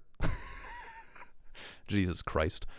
And I know it can feel like the walls are closing, but even in the US, you have places now that they talked about in chat just earlier that have, for example, set in stone, for example, abortion rights, like blue states and that sort of thing. So even though it feels like walls are closing, there is hope, there is brightness, the world is bigger, and there is good people out there, and we're not going to give up. You're not alone, okay? So hang in there. At least the ads you make are amusing. Man, I still remember the ad I made for NordVPN, where I just pulled up a green screen and went around in my studio in like full ski gear. And I was like, oh my god, I'm at the North Pole. And there is no, I can't watch YouTube here. Wait, NordVPN. And it was such like a whack ad. They were like, this is great. Air this shit. And I was like, okay. Oh, that was good. Click, could you please make a Simba plushie? Oh, that would be fun, a Simba plushie. I still need to figure out the final design on the Cerberus duck, though. That's like my current project I need to crack. Hello, colleague. I work as an engineering consulting firm. I'm wondering if you have worked as a technician on construction sites. Just curious. No, I haven't. I have a friend that did. He was a audio engineer, actually. Not like studio, but like infrastructure audio, like measuring audio levels, constructing buildings with noise levels and stuff in mind. But I haven't personally. I worked more in like system stuff and project management, calculations and statistical math and forecasting and that sort of thing. So no, sadly not. Yippee-dee-doo. Educated Squirrel, welcome you beautiful. Rob L, thank you so much. Keep up the great work. Like, keeping beautiful. Remember, you're all valid, loved, and appreciated. Indeed. Blue Paw. Indeed. Same here, just trying to not think too far ahead. Already in Texas, where my rights are limited, needed to update my dosage for anxiety meds. Wish I could move out of this horrible state, but cash. Yeah, it doesn't help that, like, the housing market. Imagine, like, here's the thing. If this sort of bullshit happened, and the housing market, is what it was like in, like, the 90s or whatever, it'd be like, oh, yeah, you're gonna vote for bullshit? Well, I'm just gonna buy a house for $3 and half a sandwich, and I'm just gonna move, It would be so easy. But why is housing so pricey? And they vote for dumb shit. Damn it. Why? Wish engineering was a less conservative space in the US. That is so wild. In Sweden, it's like one of the least conservative places I have been at. Honestly. Like, it's so... People that go to engineering, especially like in the student world, are like so... not but it's also a different country, I suppose. Like, fuck, our like right-leaning parties are further left than like the American Democrats, but still different country, I suppose. But that's like one of the more chill places, because I feel like everyone that went to engineering was kind of like, oh shit, there are no jocks from high school here, we can just be ourselves. that was like 90% of the people that went to engineering. Can we have keyring plushies again? Actually, we are working on keyring plushies. We're working on these ones that glow in the dark. So they look basically the same, but they also have the little glow in the dark feature. I think it's pretty cool because it gives people the chance to miss them, to pick them up, but they also have something like a bit new, so that's very cool. My dad was an electrical engineer. I am the family embarrassment because I didn't do something maths related and because I'm an artist. Man, you should have seen my family reactions when I decided to read memes for a living. I was already done with schooling, but it's like, wait a second, you have a job. You have your 4 diplomas on the wall. And you're gonna do what? No, but after they were quite supportive at the end, which was very nice. But it was, of course, like an interesting discussion to have. It's like, hey, everybody, I'm gonna make this choice, and I'm gonna read memes instead of working in this respectable field I spent 5 years getting a degree for. 4 diplomas. Yeah, you get 4 diplomas when you get an engineering degree. One is called a civil engineer diploma, which is civilingenjör in Swedish, which isn't actually a civil engineer. It's something different. Civil engineer in Sweden just means like, it's not the same as a master's in engineering, but it's like a Swedish title for that kind of stuff. It's a bit, I don't know, it feels a bit redundant nowadays. Then I have one diploma that is like the diploma I got at a ceremony, which is like a ceremonial diploma. Then I have my official diploma for my master's and my official diploma for my bachelor's. So 4 diplomas. It looks super fancy. It was just one education, you know, one program, but it looks super cool. I look so smart, man. Damn. But yeah, I'm surprised to hear that engineering is like so potentially conservative in other places, because that was not my experience at all. Everyone I went to engineering with were quirky as hell. Like, all of us were, everyone was like weird or autistic or a bit of both. Decent chunk of gayness going on. Yeah, it's good times. It's not perfect, but Walmart has started selling homes at relatively low prices, including assembly. Keep yourself safe and moving forward all. That's kind of like, wow, that's kind of cool. Like a home that you piece together or something. That's pretty cool. I remember they had a thing in Sweden where they were trying to build compact housing in like shipping containers, which looked surprisingly good. But I don't think it ever worked because it gets too cold here in winter, you know?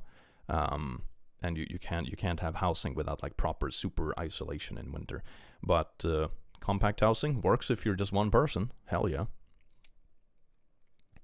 I am gay and non-binary. I feel like I could pass as a straight cis guy, but I'm so scared. I want to flee to another country, but I don't know where to go and how I could afford it. Make sure to begin with that you have people around you that you're good friends with, that care for you and you care for. If your immediate community is on your side, you're pretty safe for now at least, okay? Because stuff like this is slow. Like I said, the scariest shit is that so many people went mask off, but you have people around you, I hope at least, that care about you, that are genuinely there for you, that would never wish you harm. And that is the most important thing right now. Have communities around you, have connections, have friends, family, all that kind of stuff. And hopefully not living in the worst places where people have like the wildest opinions. Any tips for a Swedish uni student who has alcohol trauma and anxiety? I study mathematics in Lund, if it gives any context. Ooh, I was actually there to give like a guest lecture one time. That is fun. A bunch of years ago now, but yeah, that's a bit of a throwback. Do you mean like alcohol trauma anxiety as in makes you uneasy when you're at parties and that sort of thing? At least one thing that we practiced a lot was that no pressure, like no alcohol pressure. We came up with a saying. Usually you have a saying where it's like, you can have fun without alcohol, which we thought was too cringy and too cheesy. So instead we made up a new one that was, you can be bored when you're drunk as well, which was way more funny. So usually people are chill about it. I had a few friends I went to uni with that didn't drink. They didn't drink at all, and everyone was fine with it. You know, they would just have a few sodas and we were like high on sugar by midnight instead, and they had just as fun as everyone else. So don't ever feel pressured to drink if you're not into it. Okay. I'm American and scared, but still so thankful about how close I am to the Canadian border. Only 4-hour drive to Montreal. Hell yeah, look at that. Can go get some maple syrup. Nice. I have some friends here in Sweden that don't get why this election results affect me so much. They say it wouldn't be much matter with Harris winning. What would you say to help them understand? Honestly, one very simple thing. Scroll Twitter for 5 minutes.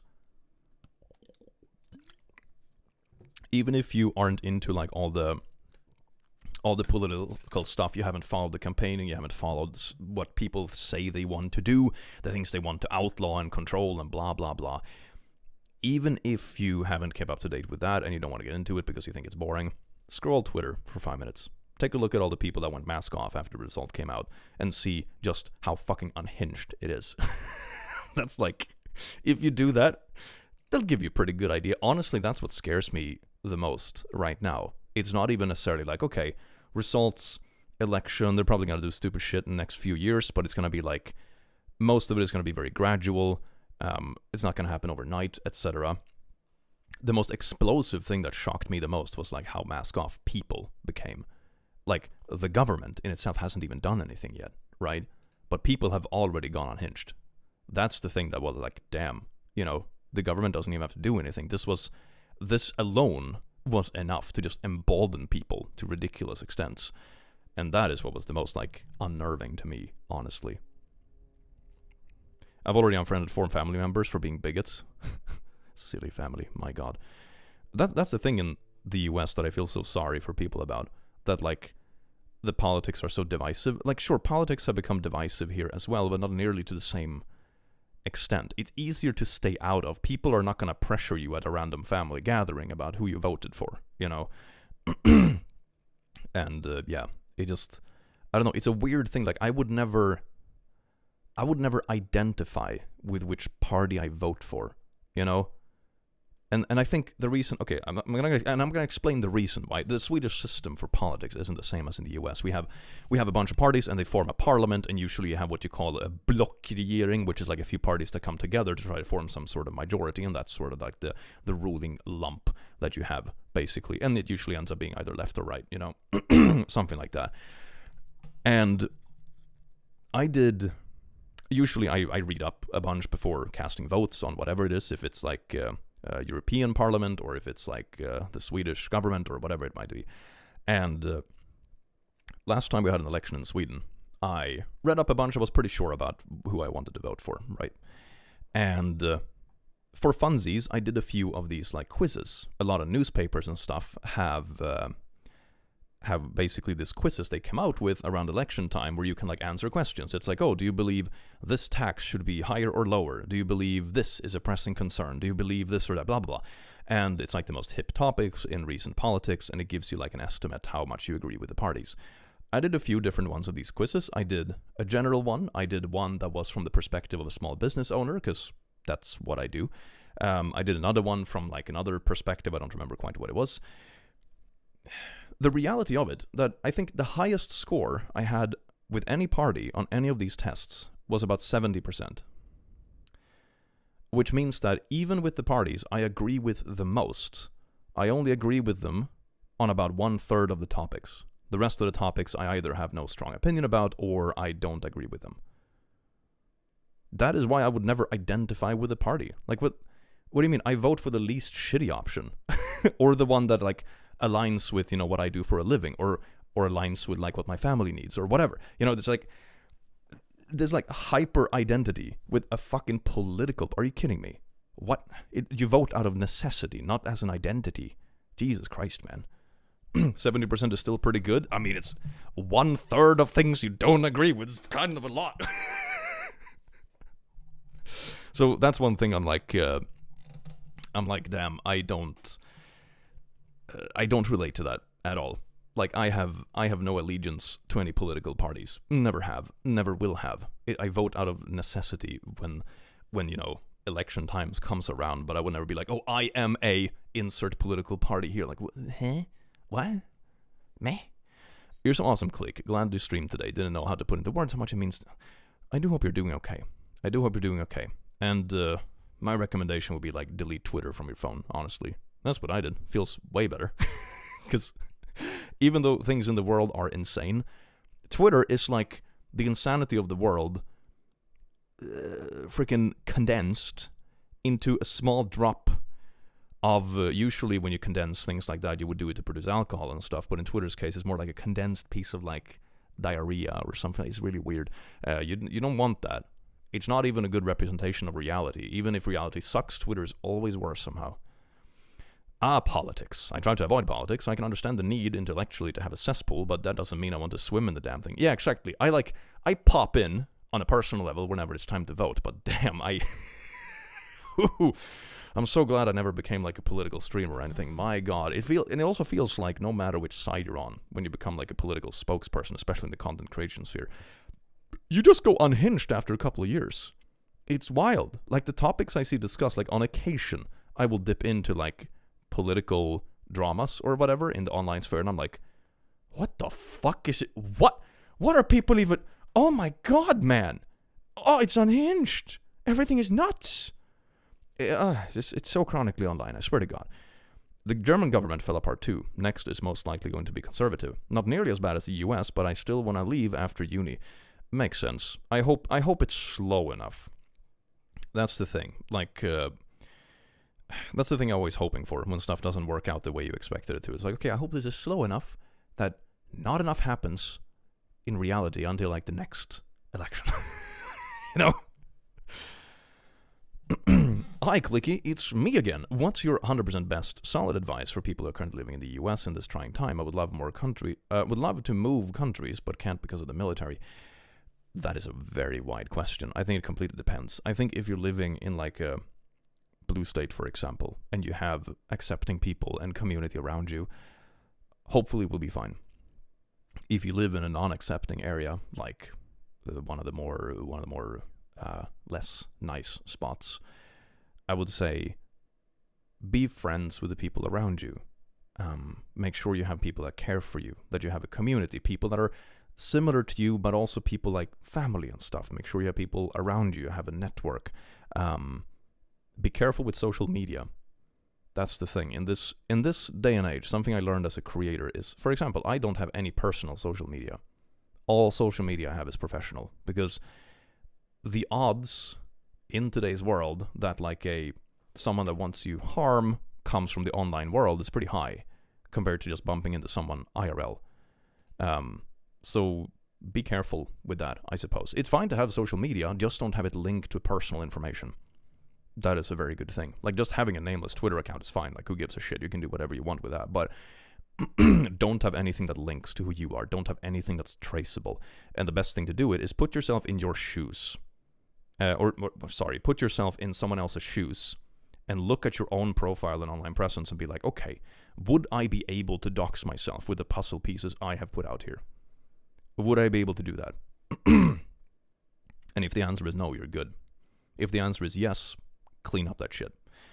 And it's better to think that through before posting stuff. It's way easier to be preventive, and you also sleep better at night. I have had instances in my own life when people have tried to find crucial information, that sort of stuff. But the stuff they tried to find, so to say, I also know that like, this is already way too hidden. They're not going to find this sort of thing. So I still slept pretty well about it because I knew that regarding the specific thing, I had been very preventive. Of course, it's a bit different when you're like in content creation or whatever, but I suppose the same shit could happen to anyone, just different scales. So that's something quite important. Stay safe on a personal level. Online presence is fine. Separate online presence and personal preference. Very important. My friend from Virginia, they want to leave as fast as they can. They can't take it anymore. I do hope they find somewhere, or that you're able to like sing something with a friend so they at least can have a spare bedroom somewhere or sleep on a couch, get a decent job. Because man, that sucks. That sucks. And if anyone wants people to talk to, I mean, this is less personal, of course, shameless plugs, but we do have a Discord in this community. It's linked in the description on this stream. It's linked on the channel. It's a very wholesome space. It's very welcoming. And you're always welcome to join. There is plenty of people there. We were actually working with the admins. Let me see if it's actually up. I'm not sure if it is yet. But we were working on setting up a room that is like more forum-based. Oh, I forgot to post the Discord ping. I'm an idiot. There we go. Boom. Like an hour late. Hell yeah. But we're working on setting up a room right now that is meant for discussing current topics. The channel isn't up yet. Okay, good. My admin just let me know. Thank you. Mwah. So it's not up yet, but we're working on it. And it's a channel where people are allowed to talk about things. Because usually in the server, we keep it pretty clean from like drama and politics and everything that can, go into bullshit territory and become unpleasant really fast. But this is like a bit of an exception we're doing right now. And we're working on setting up this channel, which is a new format that Discord has for discussion rooms, where it's sort of like a little forum with topics and stuff. So people can do like, hey, this is happening where I live, for example, or I feel this way. does anyone have any tips or have gone through the same thing? And and you can talk with people there that have like a similar experience that can relate to what you're going through. So that's like a thing we're working on. It's not up quite yet, but the Discord link is in the description. And the server in general is just like very wholesome, very accepting. A lot of people there. It's well moderated, all that kind of stuff. So, you know, on occasion you have bad apples hop in, but usually they get banned very fast. So good, nice spot to be in general. It's a nice community. I would recommend it if you just want to vibe. We have a Minecraft server as well, so feel free to just play Minecraft with like people that are also just chill in this community. There's like, they like memes and gay shit, you know? Like, there you go. I click in, folks. Sadly, I've seen this coming for months. I'm grateful for this attraction. Still sad, mad, afraid. Amen. Amen. Yeah. Same thing here. I wasn't very surprised about the result itself. I think I sort of expected it, but I was very taken aback by how insane the response was. That was kind of like, ooh, like damn, that was kind of gross. Damn. Pink Pirate, thank you so much for gifting 5 memberships, you beautiful bean. Also remember to link your YouTube account to Discord if you join it. If you have a membership, you get special roles for it. Yes. So, good community, good vibes. Anyone welcome in the Discord? Yeah, anyone is welcome. Anyone is welcome. It's meant to be like a nice welcome in place. Doesn't matter who you are.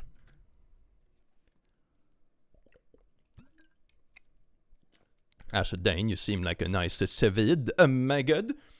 The peace between Sweden and Denmark finally achieved, yes. Kim just posted it. I'm gonna pin that actually. So if you couldn't find the link to the Discord, it's now pinned in the chat. There we go. Thank you, Kim. Do you have any tips for not getting your roommate sick when you think you might be? Social distancing. Typically, don't share the same airspace for extended periods of time. Stay in your room. Wash your hands a lot, and they also wash their hands a lot. Don't touch a bunch of shit. That's basically it. When you get sick from someone, when you get infected from someone that is also infected, it's usually from concentrations of the virus in the airspace you share. So just staying in different rooms helps a lot. And also touching stuff, and like before you wash your hands, you like poke yourself in the eye or put it in your mouth or something like that. So wash your hands a lot. Don't share the same airspace. That has been like my tricks when I live with people and someone gets sick. Sometimes it works, sometimes it doesn't. Get an air filter if you can. Oh yeah, like air purifiers are good as well. And also like open windows often air out and stuff. Should we move to Sweden? Oh, wouldn't that be cool? You know, if I had Elon Musk money, I wouldn't buy fucking Twitter and act like an edgy 16-year-old. I would like, I don't know, solve the house crisis, or I don't know. There's so many cool things you can do, man. You chose this? Bruh. Is your cat a Maine Coon? Looking into getting one myself, but I'm worried if they're good little demons. They're super good. Maine Coons actually have a nickname. They're called Gentle Giants. They are one of the most dog-like cats I've ever had. Like, it's still a cat, obviously, but it's like very sociable, very chill, very nice-tempered. Super nice. Maybe not the most... maybe not like the most athletic creature in the world, but could be worse. You know, at least you don't feel lazy when you're like taking a nap in the couch and your cat sleeps beside you. You know, that's kind of a vibe. That's turned into like the cat couch. Ah, yes, indeed. It's good. We just need Click to become Mr. Beast to pay for us to move to Sweden. Hopefully without the allegations and moldly lunch lease. Hell yeah. That's why Click isn't that rich. No one with Elon money is all that good, to say the least.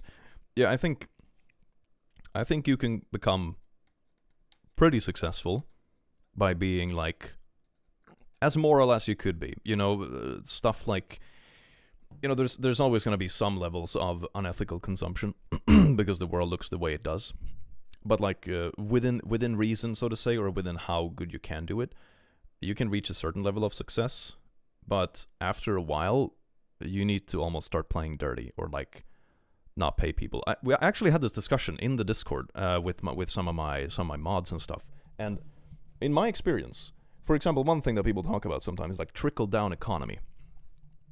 Trickle-down economy is bullshit because it doesn't align with shareholder values.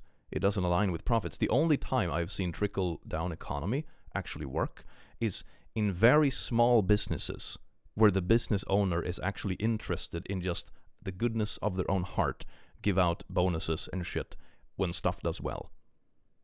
Right? That's the only time I've actually seen trickle-down economy work in practice. Small business context where the business decisions can be the result of just someone's goodwill, you know? And also, of course, one detail of how the economy works is that it's easier to make money when you already have money. That's like part of the problem.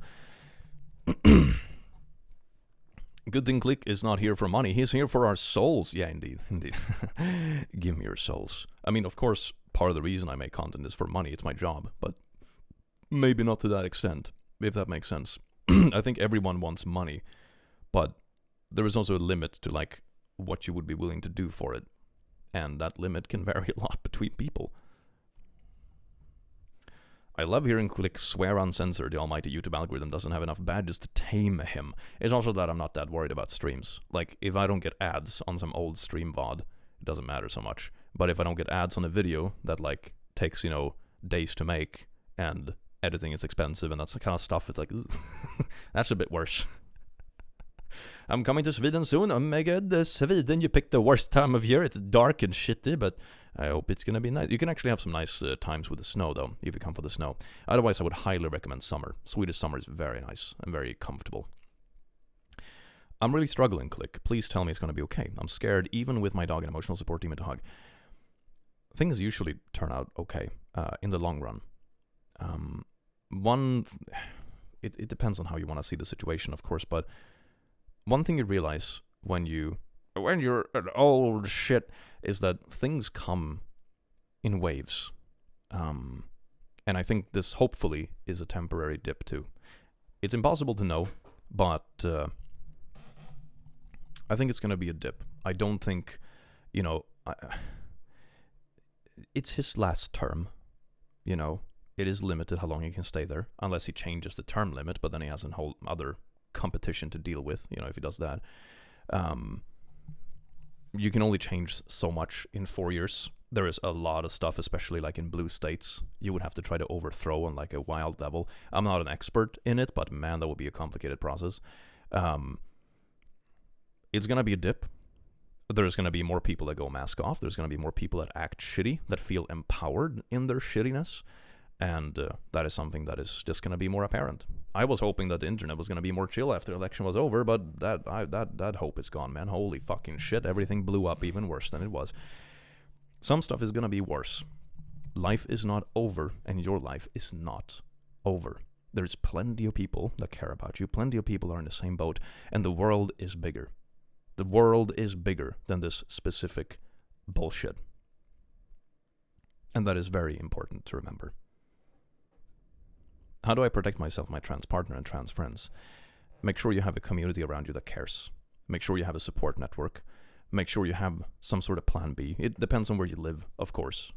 If you live in like a safe area in a blue state or something like that, you're probably fine, at least for now, as far as I know.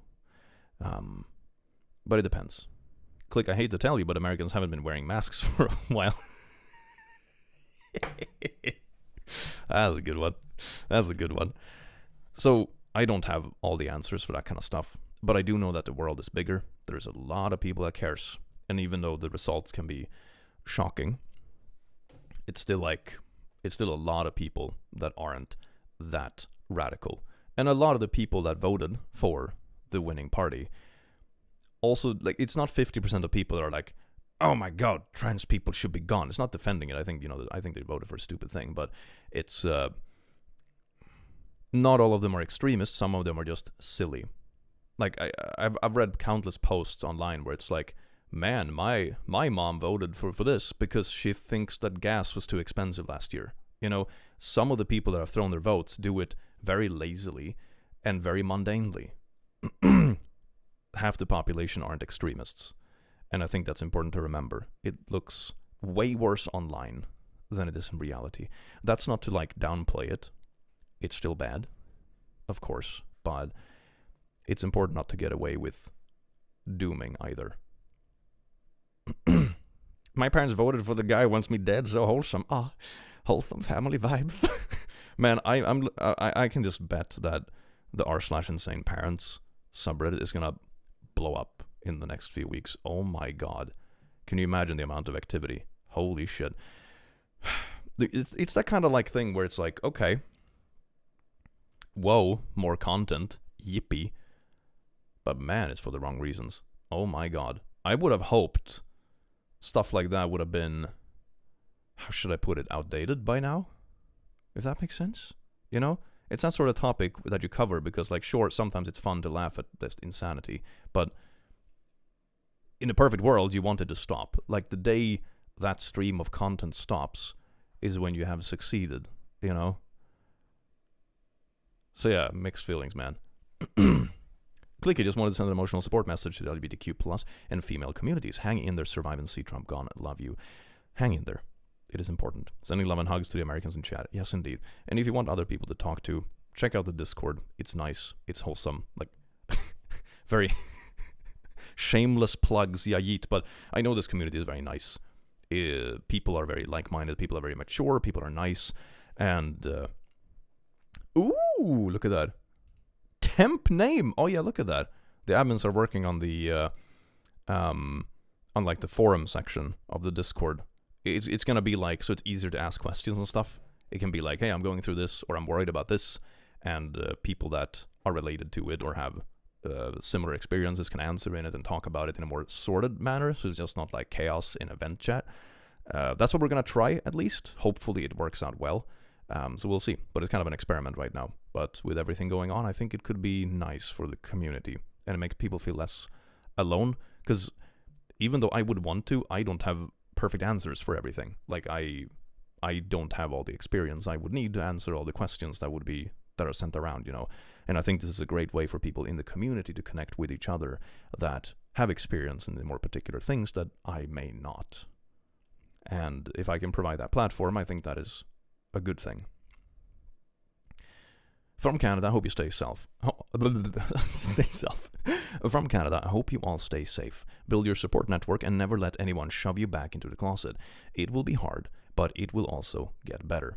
Indeed. I think, I hope, and I think so, if you look like historically, for example, there have been bumps in history as a whole.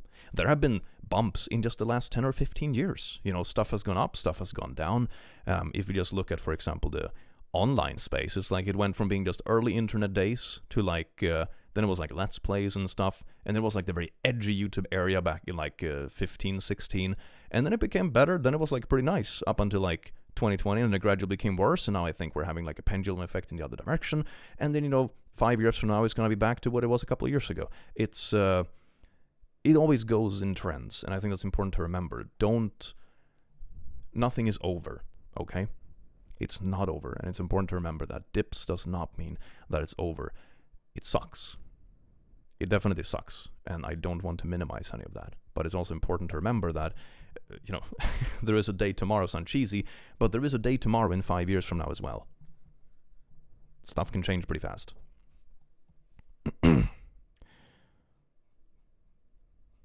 Yeah, I was missing stuff. Okay. From the Netherlands. I've already offered my house for refugee for an American trans friend of mine. I might don't have much room, but it's always nice for them to know they have somewhere to go when they need to escape. That is so sweet. That is so sweet. Just like keeping a bed open, that is so nice. That is so nice. Lisa Lotta, thank you for gifting memberships. Fun fact, the word Trump in the UK is slang for fart.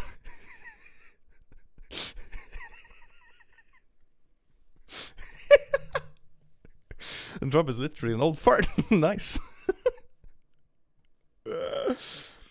I'm a disabled Canadian. I'm so scared for others. I'm worried too. And the main thing I'm worried about right now is also that how emboldened people have become. It's kind of scary, like seeing people go so mask off. Like, you know, of course, I'm not naive. I know how shitty people can be, but to see people so emboldened by it, it's like, dude, oh my God, we're not talking about like bubbles on the internet. We're not talking about specific spaces or whatever. Now it's like large mainstream social media platforms. It's just like kaboom, everything is mask off. It's like, wow, that's yikes. The entire Twitter is basically like that right now. It's great. Thank you for being you. Thank you for being you. Welcome in. I do hope you have a decent day despite everything. I don't even know anything about YouTube's issues beside the platform itself because all I watch is the click and other positive creators. That is so good. That is so good. Oh my God. Yeah, the algorithm is so good at feeding you stuff as soon as you watch something. It's like, oh, I'm going to watch this one video about this drama that sounded mildly interesting. And then it's like, do you want to watch all this other drama and soul-sucking content? No? Trump hasn't won yet. He just won the popular vote. The electoral vote, the one that guarantees presidency, doesn't happen until December. All electoral votes are speculative right now. Yeah, exactly. It's like, I mean, it looks likely that he's winning because of what the swing states look like. But yes, that is true. Like, it's not, nothing is official yet. Okay, there is nothing happening today. As OT said, just being here another day is a win, if a small one. It shows the other side that you are not giving up, that you're still fighting trans rights. That is so good. That is so good. Hard agree. Name that isn't there, it's just like the little emoji box, gave 5 the click memberships. That is so sweet. Thank you so much. I was watching Ludwig's recap of his election stream, and he said something like, although the trans community is such a small percentage, they don't matter, or something like that. They don't... All the trans community is such a small percentage, they don't... Maybe there's a double negative in there somewhere? Confused about... I think there's a double negative in the quote somewhere. I got a bit confused by it. I'm a US citizen living in Canada, though I have it better than a lot, but it is tough. I'm not a citizen here, and I'm afraid of not being one. Yeah, I can feel that. I've had friends with similar problems in Sweden. They get like... I had a friend this summer that was deported with a week's notice. I mean, they have plenty of family and friends around, so I mean, they're doing fine, you know, in rough terms. They're getting married now, actually, which is really sweet, but that fucking sucked, man. That fucking sucked. That is something so wild about the world we live in, honestly.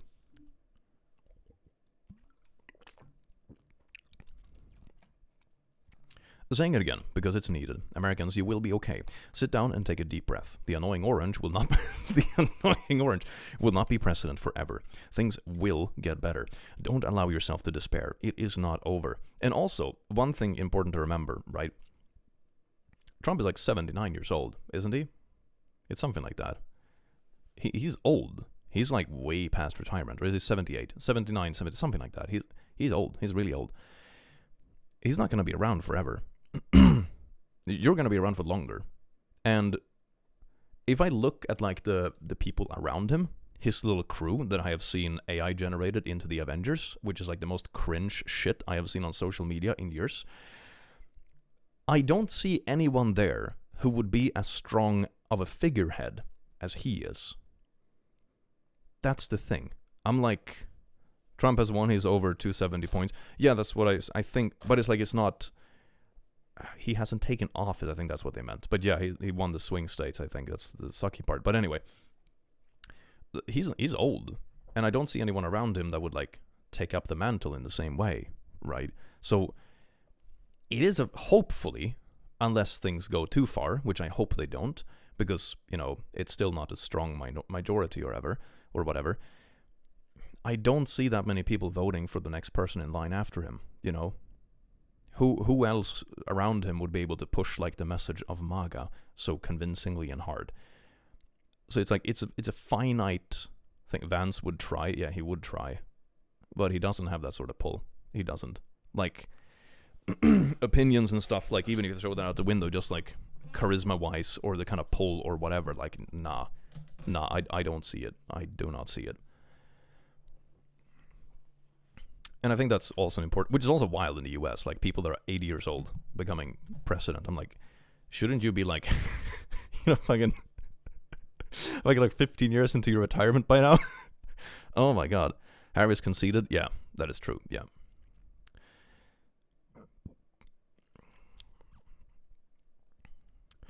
I think this is all part of an extinction burst as gay trans abortion rights become more accepted. It's not fun to go through, but it won't last. I think that might be a good point. This is like a Hail Mary, basically.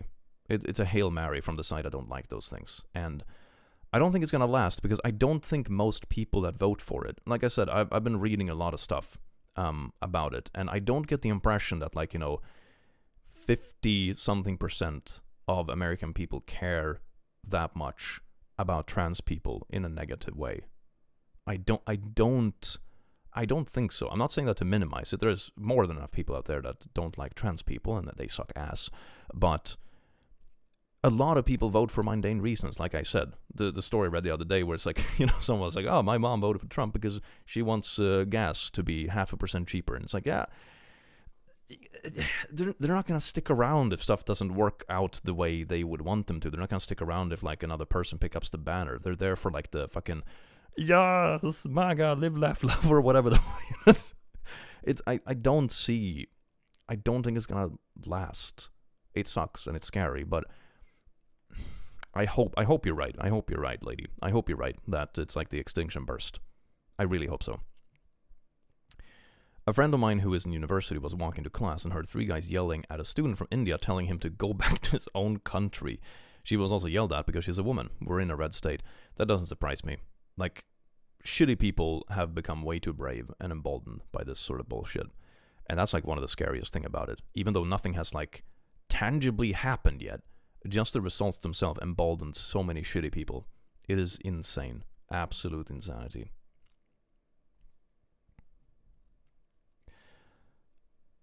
Would you mind maybe doing some more wholesome subreddits in the nearby future? I feel like people could use the good news. I thank you for the stream. I mean, I have a video. I might release it today, maybe tomorrow, of Traumatize Them Back, which is sort of wholesome. I like to think. I mean, maybe not per definition, but it sure has some sweet, satisfying messages, right? Oh my God.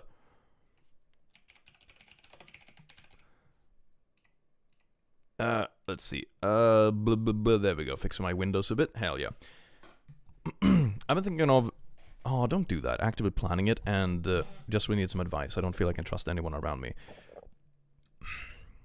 Talk to people. You are not alone. And it sucks to hear that you feel like you can't talk to anyone around you. Talk to friends you have anywhere, even if it's online. Even helplines. And if you have friends around you, do something with them. This is way beyond my pay grade, but you need to show the back of your head that life goes on. And talk to a professional about it. Okay? We wish you the best of luck, and we're all rooting for you, okay? You are not alone, and people care about you, okay? I vote for r/troll coping. Didn't we do that? A couple of months ago. That was fun. It was one of those videos that was really fun to make, but I think YouTube didn't like it. Just changed my YouTube profile pic to the one I use for Discord. Hell yeah. My family voted for the orange because they want people like me gayest, but you're different, they would say. It's you're one of the good ones. That's, that's always a whack quote, isn't it? That's absolutely beautiful, I am racist, but you're one of the good ones. Ooh. Gee, thanks, Mom. Wow. Ugh. Don't stop making LGBTQA+ inclusive and welcoming content. We won't resist. We won't resist. Okay. We won't resist. We won't resist to the content. That's kind of funny, though. But yeah, no, I have no intention to. This channel isn't gonna change. We're gonna keep making the content we've always made. We're gonna keep supporting the charities we've supported. We're gonna stick with the stuff, I'm hardly a political channel, I wouldn't say, but this goes kind of beyond that at this point. This goes to the point where it's I don't know. A lot of friends and people I care about and people in this community and stuff, it affects too many things where it's this isn't about talking about those specific things. A president can affect prices by lifting certain restrictions on corporate price gouging, which he did as 45. I mean, maybe. We'll see.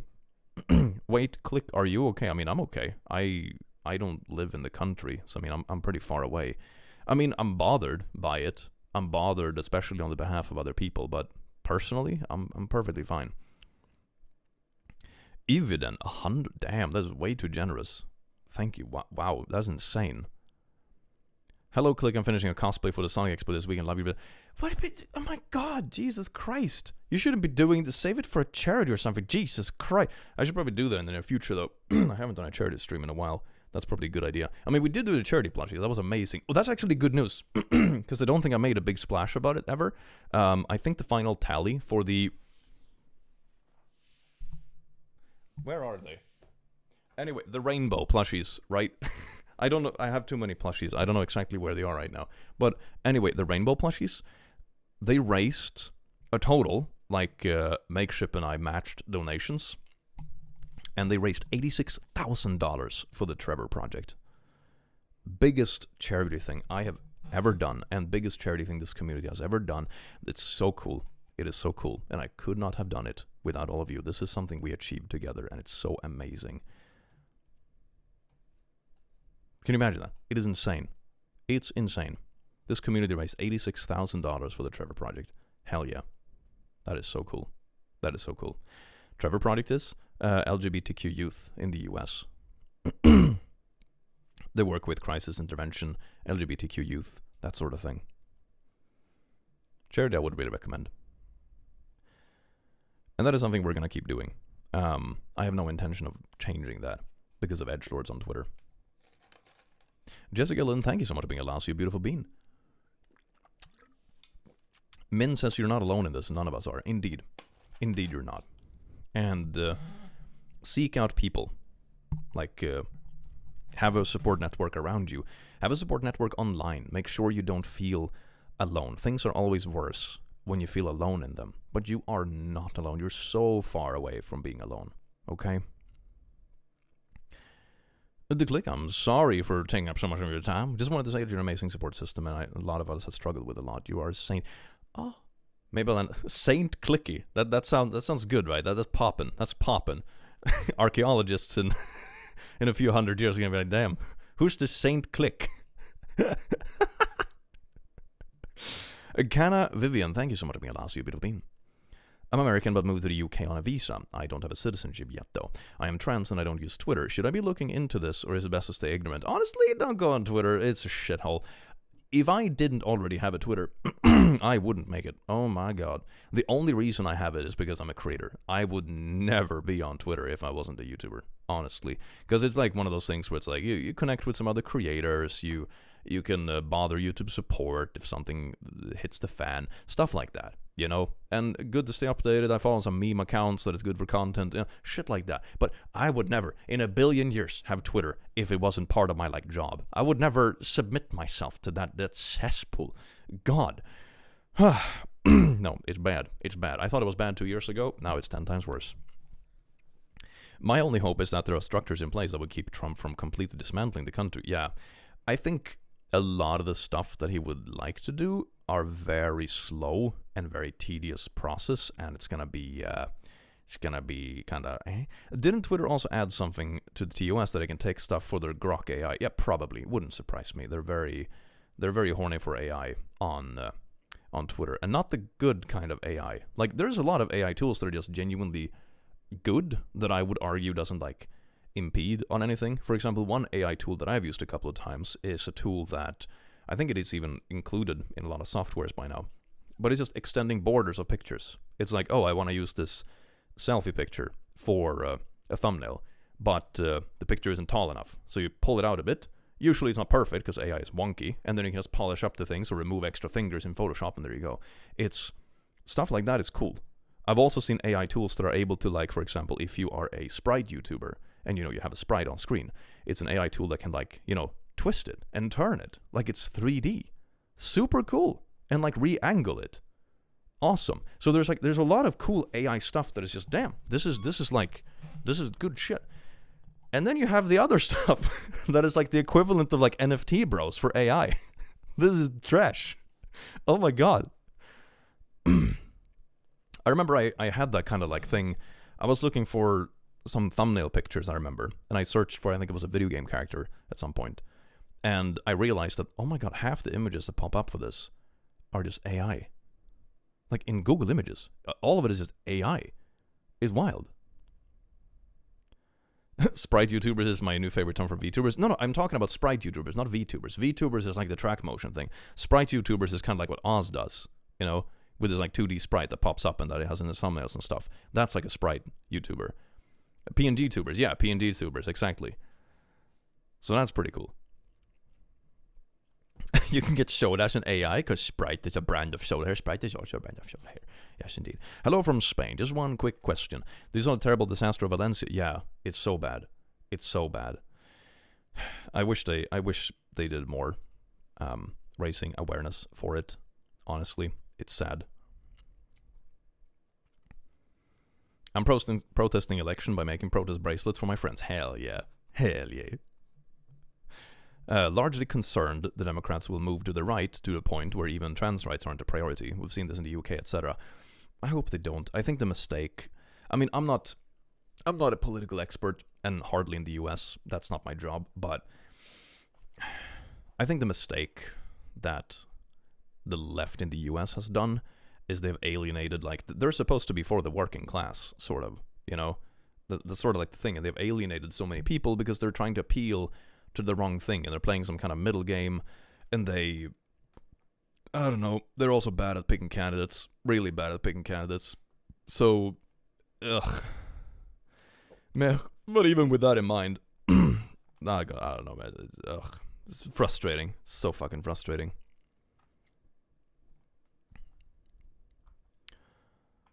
Aren't Dems already center-right, though? I mean, it depends on what you compare with, honestly. Like, everything in the US is pretty far right by, for example, Swedish standards, which is why I never usually talk about...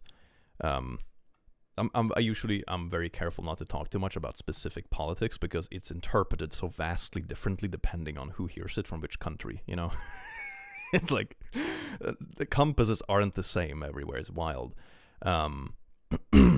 But so it completely depends on what you compare with, honestly.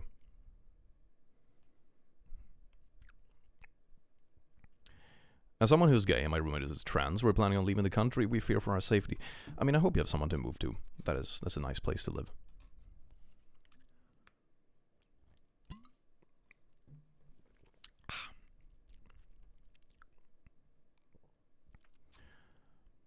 Will you make Mango available year-round like the ESD? I don't have any plans to. It would be really cool for like a future prospect, but no plans to, no. America really chose over a woman of color. That's crazy. Yeah. Yeah, I'm like, you know, I'm not super happy with anything in this cycle, to be honest, from like an outside perspective, but I'm like, you're between like meh and holy fucking shit.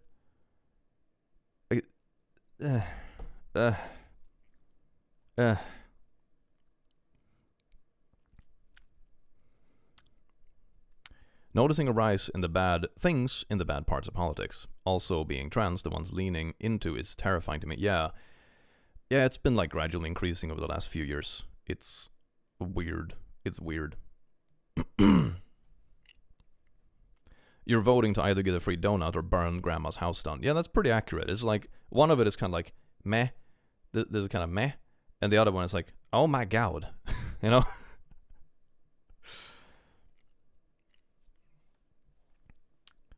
Thank you for the efforts to keep fellow humans brave enough to keep going. I just want people to not feel alone. Like, there isn't that much we can do right now, pragmatically. You can do things personally. Make sure you have a support network around you. Stay safe. Make sure that your online presence doesn't have personal information on it. It's very important, because in today's world, you know, the amount of people that can come across you online is magnitudes larger than people that can come across you in real life, you know. So much bad shit nowadays originates from the online world, and just not being traceable. You know, you can still, you know, talk about things you're passionate about and that kind of stuff on social media. That's perfectly fine, but just make sure it's disconnected from who you are in private. Don't have traceable shit. And this is, you know, regarding a bunch of things. If you're going to post a selfie on Twitter, Make sure you don't have anything behind you that gives you away. Like, don't take a selfie with a sign in the background that has your street name on it. It can be basic stuff like that. It's not just about, you know, being careful about names or addresses. It can be small things. Or, you know, oh, you took a picture because the fall leaves were nice. In the background there's a car with a registry plate. Who's your neighbor? Well, bada bing, bada boom, now someone knows exactly which block you live on. You know, shit like that. Be careful and be preventive. It's way easier to be preventive about online safety than it is to try to fix it afterwards. Joke's on you, I don't take photos. Well, then it's easy. Hell yeah. Jim, oh my god. Jim Raynor, that's a throwback character. Thank you so much for gifting 5 memberships. That was absolutely amazing. A beautiful bean. If you didn't know this, if you have a membership, you should link your YouTube account to Discord, because you get special roles on the Discord if you have a membership, and you have cool colors and you look cool. I'm from the US, so I can only look from the outside, but it seems Sweden is being taken over by growing threat of the fascist and white supremacist Sweden Democrats. Can you give insight? Honestly, it's been it's been the last 10 years or so. It depends on what you mean, I'm gonna be honest. It also depends on where you live. Like, Sweden has another set of problems, I suppose. Less insane than the US right now, I suppose. But yeah, it's we've had our fair share of problems. Nothing I want to get into on this stream, though, to be honest. I don't think it's the time and place for it, but yes. There's been some blech stuff in Sweden for the last while. And same thing there. I think people in politics in a lot of places in the world just lack nuance. It's like this inability to resolve things pragmatically, and then like some populists comes in and sweep in and then, you know, it's bada bing bada boom, and all of a sudden you just have shit versus shit, and it's yeah. Jim Raynor MVP, hell yeah baby, bada bing bada boom. Run as an LGBTQA nonprofit in one of the reddest counties in Texas. Could use some strength right now, called Prism Outreach, by the way. That's so cool. That is so cool. Prism Outreach. I'm gonna Google that. That sounds badass. Prism Outreach. Hell yeah.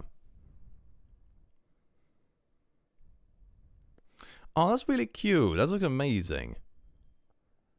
Umbrella organization for the LGBTQ plus community at large. Weekly meet. Oh, that's so cute. That is so cute. You're doing a very good thing. You're doing a very good thing, and it's worth going. One thing with these sort of stuff, when it comes to like proper activism and what you're doing, is that when it's difficult, that means that it's needed. Does that make sense?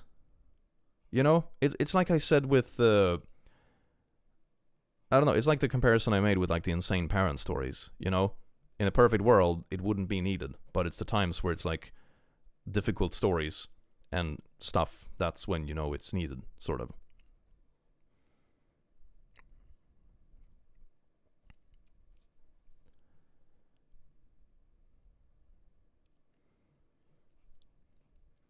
On top of living in Israel and having the US condition potentially affect mine further, I've tried to outright disconnect from the news as much as possible for the sake of recovering mental health.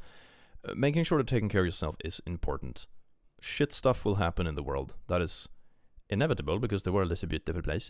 But there is also good things. There is also gradual things happening. The world as a whole has gotten better over the past, 50 years or whatever. Like, it is one very common media fallacy, and it isn't to minimize anything. It is okay to be upset about things happening in emergencies and crises. It's that almost everything, from human rights to availability of food, to child mortality, to vaccines, to medical care, everything. Everything has typically gone up in the last 50 years. Longer than that. But if you zoom out, everything has a positive trend, right? That doesn't mean it can't be dips, but it's important to not feel like everything is going to go downhill forever. Because it won't. It won't. A little ember for those afraid of the darkness to come. The one thing I know is that we can count on each other to get the job done, or give them the best at it, because some things are just worth fighting for. Jim Raynor. Hell yeah! Gonna get those Zergs! Booyah!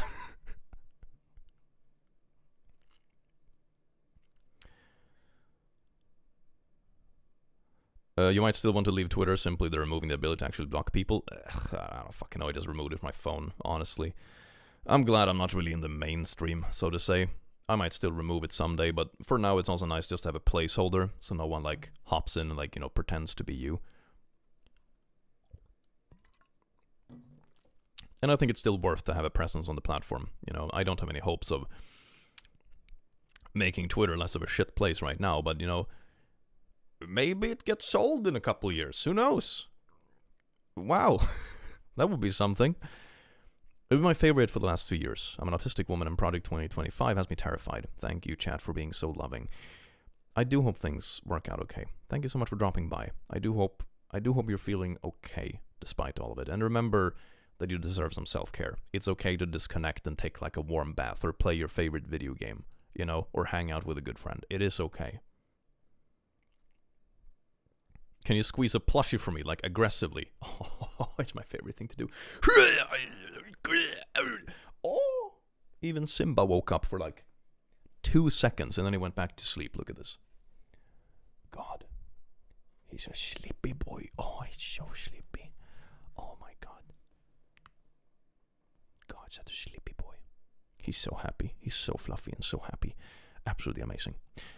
If anyone missed it before, the worried Americans, the Satanic Temple has 2 clinics, New Mexico and Virginia, to help with free, low-cost access to abortion services, and it being part of TST means it's a protected religious right. Yeah, indeed, yeah. Satanic Temple is doing some good work. I know they've had some critique against the organization in the past, but in times like this, definitely good beans, okay? There are good people out there. There definitely are, and they're on your side. I did a Taxes jump scare on the MK narrators doing their Halloween stream. Hell yeah. Yeah, I heard they did a stream. Damien told me it went pretty well. That's really fun to hear. Because I know they've been meaning to try some new stuff, and that's cool. Aofi's Domain, thank you so much for being a last, you beautiful bean. Always remember, Blåhaj needs you to stay alive. Indeed. Alive for Blåhaj. Everyone rally for Blåhaj.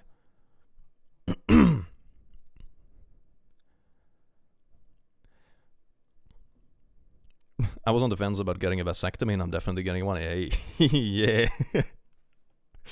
Hey all, I'm a social work student. I cannot agree more with Click. Self-care is very important. We're all scared. If you need to reach out to hotlines and disconnect. Indeed. It's important that you maintain your energy, maintain your mental health. It doesn't help anyone, nor does it help yourself to just doom scroll and get absorbed by bad news. Okay? It's important to stay strong, and part of staying strong is giving yourself the time to recover and live your life. Okay? That is very important. Bad leadership is as American as apple pie. We got through this dozens of times before. We'll get through it again. Robert Wool. Yeah, there you go. Hell yeah. You see? Dips happen all the time. Shit happens all the time. We will get through it. It's not gonna be fun in particular, but we will get through it. We got through the orang. The orang. Sounds like Among Us 2020. We got through the orang once before. We can get through the orang again.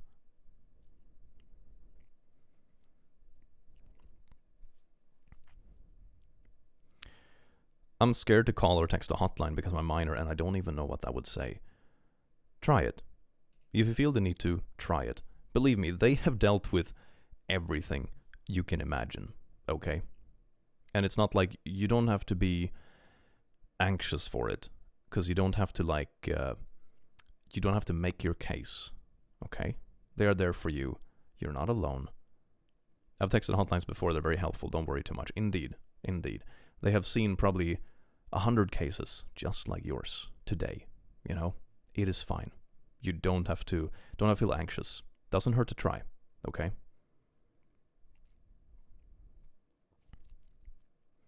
Holding on to my anger right now, not going back in the closet, I'm not going anywhere. Hell yeah.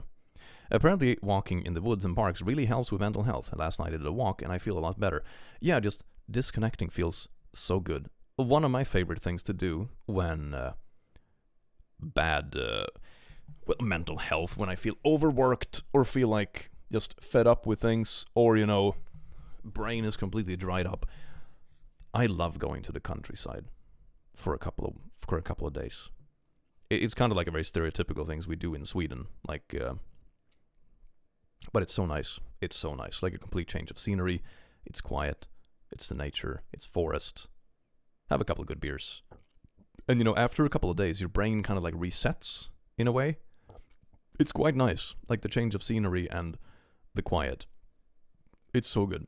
It's so good. Would highly recommend it. Change of scenery and a couple of days like that. It can really reset your brain. As a wise man once said, or as a wise one just said, you're only unable to create change if you don't want to create change. We need to stand together more now than ever. We must fight back. Don't let the bad people win. Indeed, Tiger Lily. Indeed. I fight by reading memes. I don't have much, but I hope everyone gets the support they need in times like these. I'm American too, and I'm praying for all of us to get the help you need. Yeah. Yes. It's my internet, Jesus.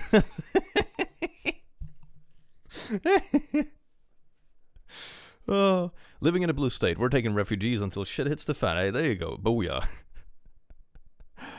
Oh, did you hear the thing about Trump having a list of targets or something?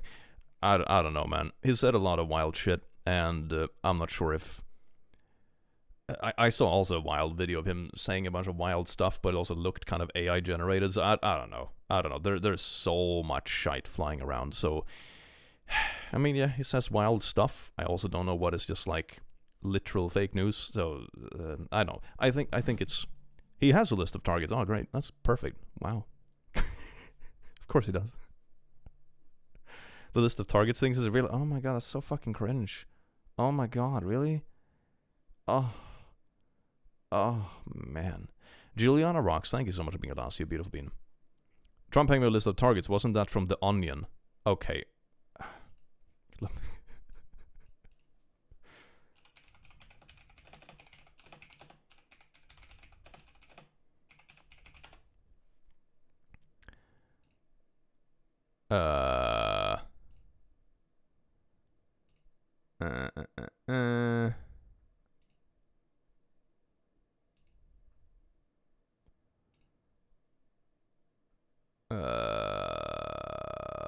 I don't know. Lot of weird results. He did sort of have a genuine list. Onion just exaggerated it. Oh, okay. All right. Yeah, that sounds about right.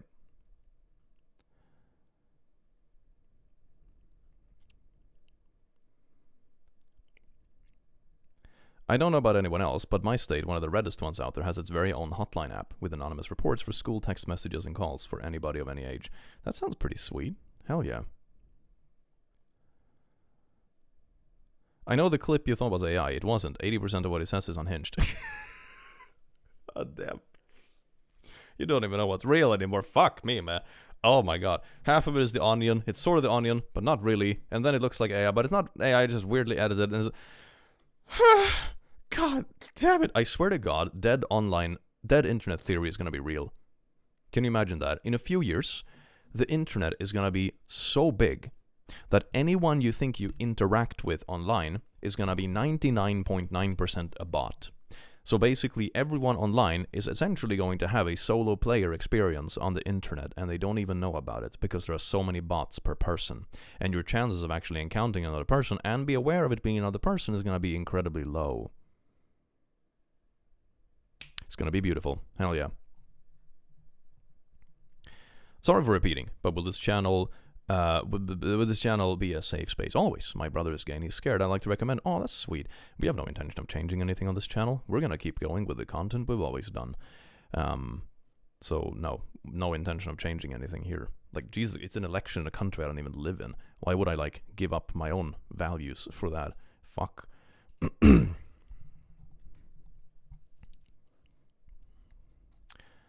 I found a nice YouTube channel on mental health that actually has a nice British accent and gives me a nice dose of dopamine. I hope it helps you too. It's called New Well of Knowledge. Just wanted to share. That is sweet. Hell yeah. Happy to click a chef for space. To be fair though, full disclaimer, nothing on the internet is ever like a safe space. It's very important to remember that. Even when I recommend stuff the Discord we run is very wholesome and nice, and we have a Minecraft server and it's cute and shameless plug for Discord, but even that is not a safe space. You know, stuff on the internet can happen. You don't know if someone is a bad apple until they have done something bad. You know, if someone joins a Discord with nefarious intent, you don't actually know that's the case until they have done something nefarious. Or, you know, someone's account gets hacked and, you know, they start trying to hack other people or get personal content or something.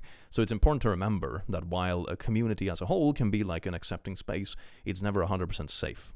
And that isn't to breed paranoia or give you anxiety or anything. It's just good to be aware. Even I actually got a message on Steam a couple of months ago from a friend from uni that I play games with sometimes, that was like, hey man, I entered this contest for a logo design, what do you think? And they posted like a random logo picture, and I was like, this is weird, this friend is not into graphics design. I was like, that looks good, I guess. And they're like, can you click this link and vote for me? And I was like, I'm not clicking anything.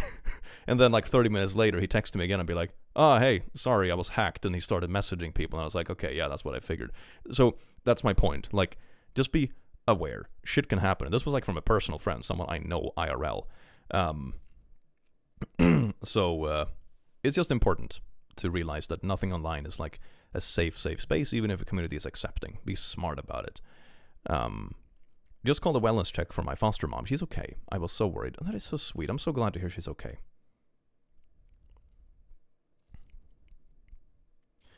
Simba needs his insulin. Oh yeah, he does. He does. Oh, I don't want to wake him up though. Okay, I can wait like 5 minutes. He's so cute. Look at that. Yeah, it's about scheduled time for him to get his food and insulin. But he's so fucking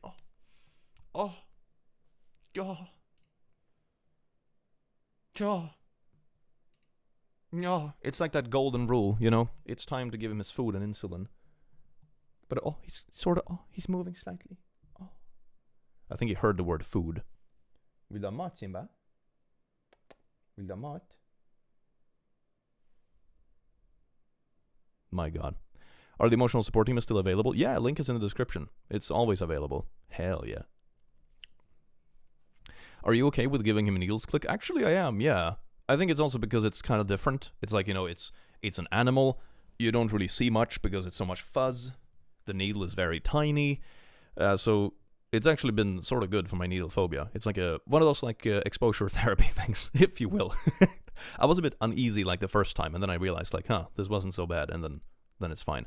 I think I'm way worse with like humans and needles. The worst thing is to get it myself. Seeing other humans do it, it's second bad. Pets are pretty fine. Är du hungrig, Simba? Vill du ha mat? Ska vi ge lite mat? Very nice. I will leave you here with a demon for a few minutes. And I'm gonna go give him some food. I will be back in just a few minutes, okay? So don't go anywhere, you silly beans. We will be back with... Oh, also in good news, by the way. Before we go any further, in positive news for the day, which I think is important, I also have another sword now. I mean, I still have the other one too, obviously. It's on the wall there. But now I have a one-hand sword as well. So, we have two swords now. In good news, okay? So, you know, it's always good to have some positive news on the side in times like this. Okay, Simba, are you ready for your food? Yes. Come on, my boy. Let's go.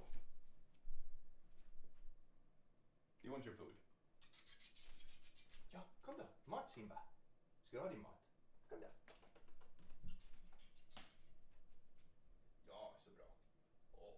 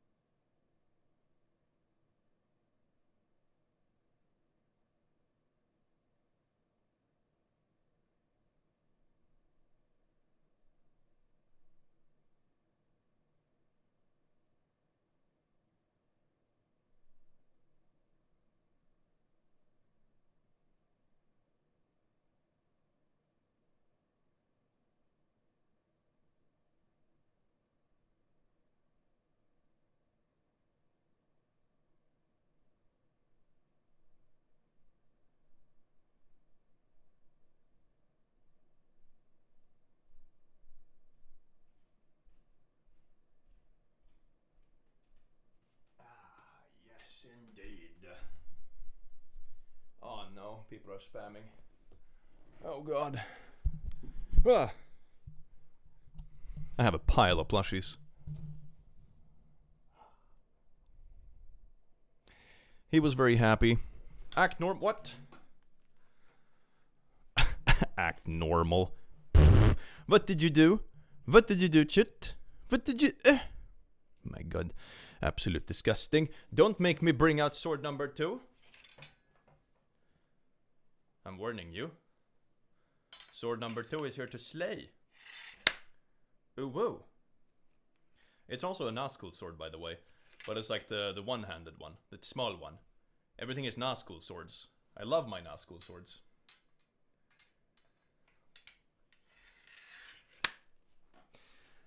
I should not have swords. But I do. Who's gonna take them from me? I have a sword. Dual wield them? Oh, I should dual wield them. He was happy about his food. He was also thirsty. He had knocked out his water because he was silly. So he refilled the water. He got his insulin. Now he's eating like fat person he is. He's a very good boy. I have 3 swords. Oh my god, I need to step up my sword game. That is so good. That is so good. I am Native American, LGBT. I'm trying so hard to look on the positive side, but his policies actively work against a lot of the things that are really important to me. Yeah, I understand. It sucks. I don't know if you'll see this, but a good 4/5 of my family has voted for Trumpy-Vimpy. I don't know how to feel about them. They love me, but they voted for the one who wants to erase me and my friends. That is wild. That is so sad. It's always like for a petty reason. It's like, no, but the gasoline price. Bruh. You're doing amazing. It's during our darkest moments that we must focus to see the light. Aristotle. Aristotle was a Chad. What is your sword called? Stabby McStabface. I will be back, Click. My own ginger girlie needs her noms. I'll give her skirches on your behalf. Yes. Screech. Do the screech. I legit just woke up after sleeping for almost 26-hour yay/s disabled, but feeling a bit less destroyed now, surrounded by friends. Thank you for being here and brightening up my feed. Oh, I do hope you're feeling better. And it's very nice to hear that you're surrounded by friends. That is so good. I'm sorry for repeating, but will this channel be a safe space always?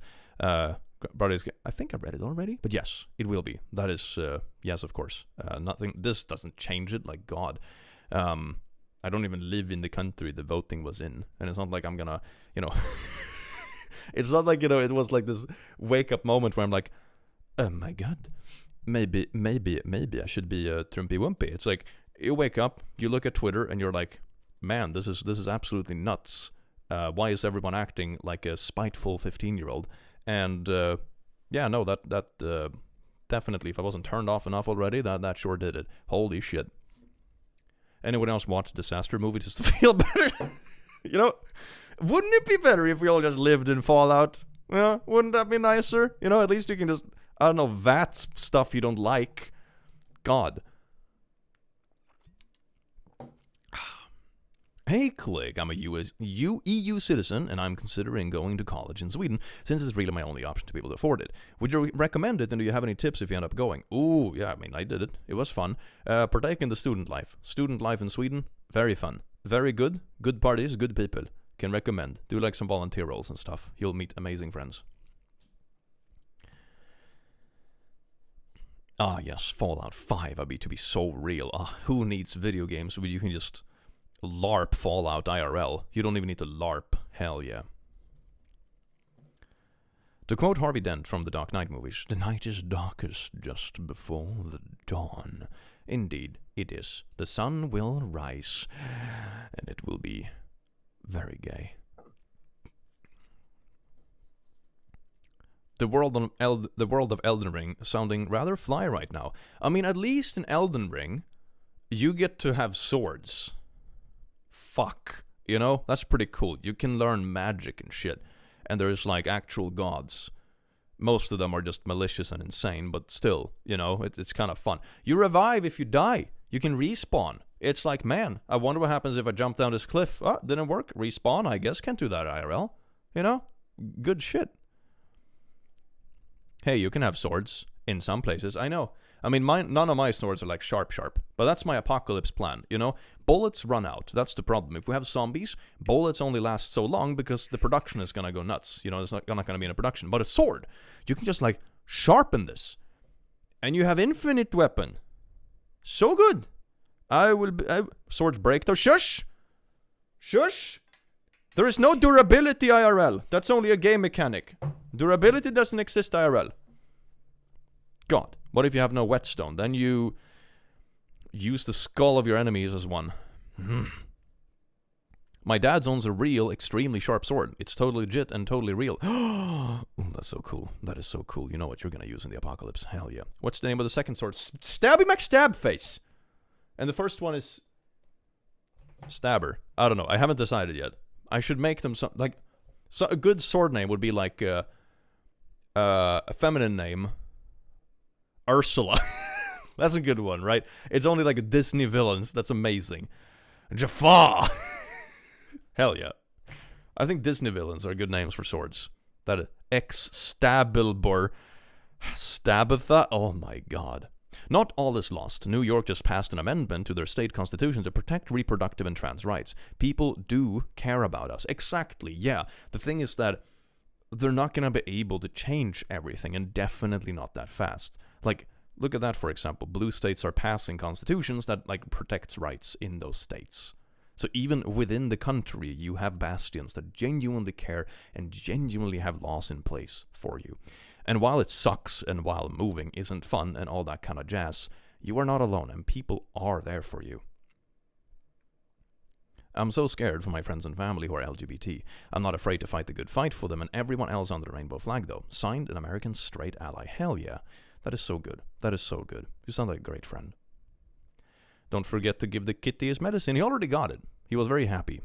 And he was drinking and munching.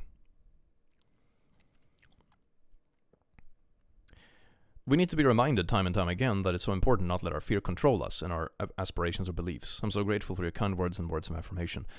It's okay for things to suck. We just can't let it overwhelm us. That's the thing. Like, there are bad days. There are bad things that happen in the world. But you can't let it overtake your entire existence. You can't let it pacify you. Life goes on. And there are people that genuinely care about you. There are systems that care about you. There are hotlines. There are people that voted for you. There are family, there are friends, there are allies. There's so many people. So many people. There are also people that suck ass, but there are so many people that are genuinely there for you. And hope isn't lost. Oops. Hope isn't lost. There is still a chance to deny Trump what he wants at the midterms by taking the majorities in Congress. Yeah, that too. I'm not super keen on American systems, to be honest, but yes. To my fellow Americans, Viva la revolution! Skylar, thank you so much for the 10, you beautiful bean. You could be doing anything with your time and you're spending it being here for all of us. Thank you, Chad. You are seen and loved, never forgotten. Indeed. Indeed. I think it's just nice for people to, like, have places to gather. And that's also like why we have places like the Discord, for example. So if you're new to the stream, join the Discord if you want other people to talk to. You know, that sort of stuff. It's, you know, shameless promotion, I guess, but it's a good community Discord. I would recommend joining it. It's a very wholesome place, very nice. It's moderated. We have like a little Minecraft server, very chill people. It's nice. We're also currently setting up like a forum chat room where people can ask, for example, questions or topics, where it's like, oh, I'm going through this kind of thing, or I'm dealing with this challenge. Anyone else went through it? So it's a bit more structured and more forum-esque than what a typical like vent channel in Discord would be. So due to everything that's going on in the world, we're gonna try it and see if we can make it work without it going completely unhinged, you know, because that's always a bit of a challenge. So I hope that can help people in the community feel like they can have each other's backs, because a lot of the things, of course, I can only do so much, you know. I don't have all the experiences that like the entire collective community does, and I think something like this is a very nice way of utilizing that. Because there's a lot of great people, a lot of knowledgeable people in this community. And I think being able to talk to each other about those kind of things and not feel alone is very important. South Africa people united against apartheid became the Rainbow Nation with the most progressive constitution. Much of that was just building communities like by Steve Biko, a student activist. There you go. There is hope in the world.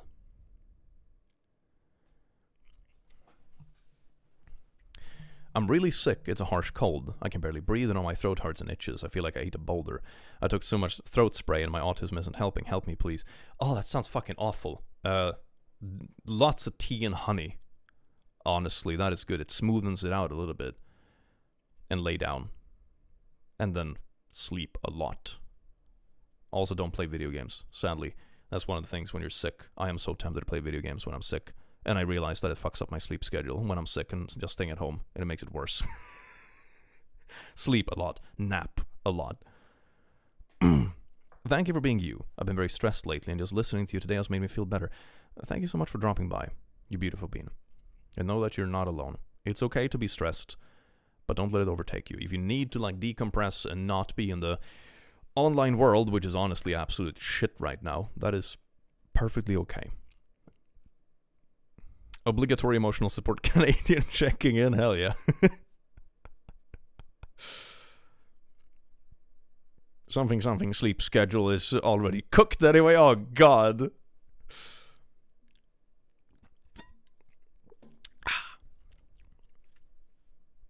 Click, a sword is amazing, but may I be permitted to suggest a humble battle axe over the function and grace of the Quesp.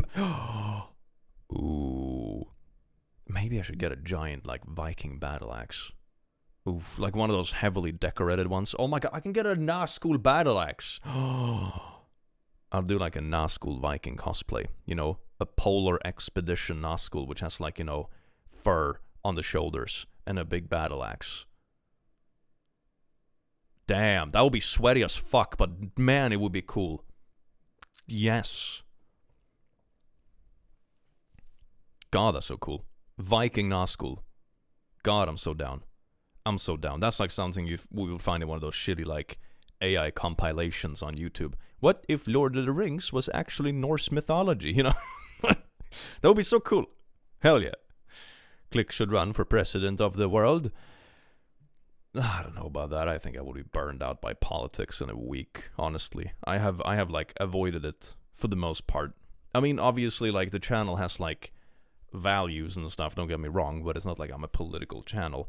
And god, politics suck ass. They really do. Oh my god. Just make politics illegal, there you go. Anarchy, baby, whoa. Save America, click please. Oh my god, the pressure is on tonight, isn't it? Holy shit. Oh, Jesus Christ. Politics being illegal would be awesome. Oh my god, I'm also seeing like the new chat rooms in Discord popping up as I speak. That is so cool. Look at that. Advice, support helplines, Discord, new to forum channels, set recommended permissions. This is so good. Hell yeah, this is going to be amazing, chat. This is going to be amazing. I hope you'll like it. I hope you will like it. Click return to your subreddit. I should. I interact with it quite a bit. Like, I reply to stuff and comment and things, but I haven't done a video on it in a while. I really should. It's a lot of fun. Or make a stream of it. That is also fun. You have my sword and my axe. And my ass. But also axe. You're really in your element with that fantasy sword fighter stuff. Yes. It's so... I love it. It's so good. Emotional support team for president. Honestly, a plushie probably would fuck up less things than we've seen in recent years, wouldn't it? You know, it's just sitting there and being cute. You know, it can only go so wrong.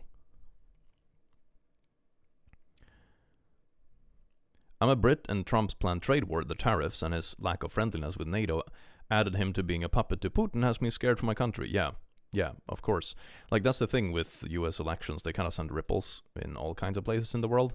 Like, I'm also worried what's going to happen with, like, NATO and what's going to happen to Ukraine, what's going to happen to all that kind of jazz. You know, he's,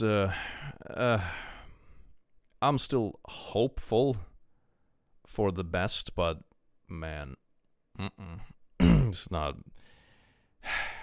Ugh. I hate that the future is being decided by people who won't live to see it. Fucking sucks. If the click was president of the world, there would be no time for anything horrible, because all the efforts went into making real land sharks. Indeed, it's like, click please, all our funding has gone into making land sharks. Can we do anything else with it? Housing is falling apart. And there's no land sharks. This will be my villain arc. Hell yeah. It's a solid thing for spending. Solid thing. Thanks for the emotional support. I appreciate you and your fan base. Victoria, welcome in. I do hope you enjoy your stay. Can we make land sharks though? Yeah. Of course we can. With enough funding, anything is possible. What about an IRL furry? Yeah, that would be like half the party support, wouldn't it? Scientifically, I mean, depends on how ethical you want to be, I suppose. But I'm willing to compromise some ethics for land sharks. I think that's fine, you know? Mad scientist noises.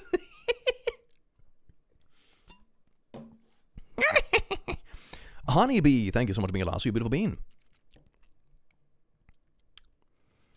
I'm an immigrant, and now Trump is going to cancel my immigration status and have out my engineering job by 2027.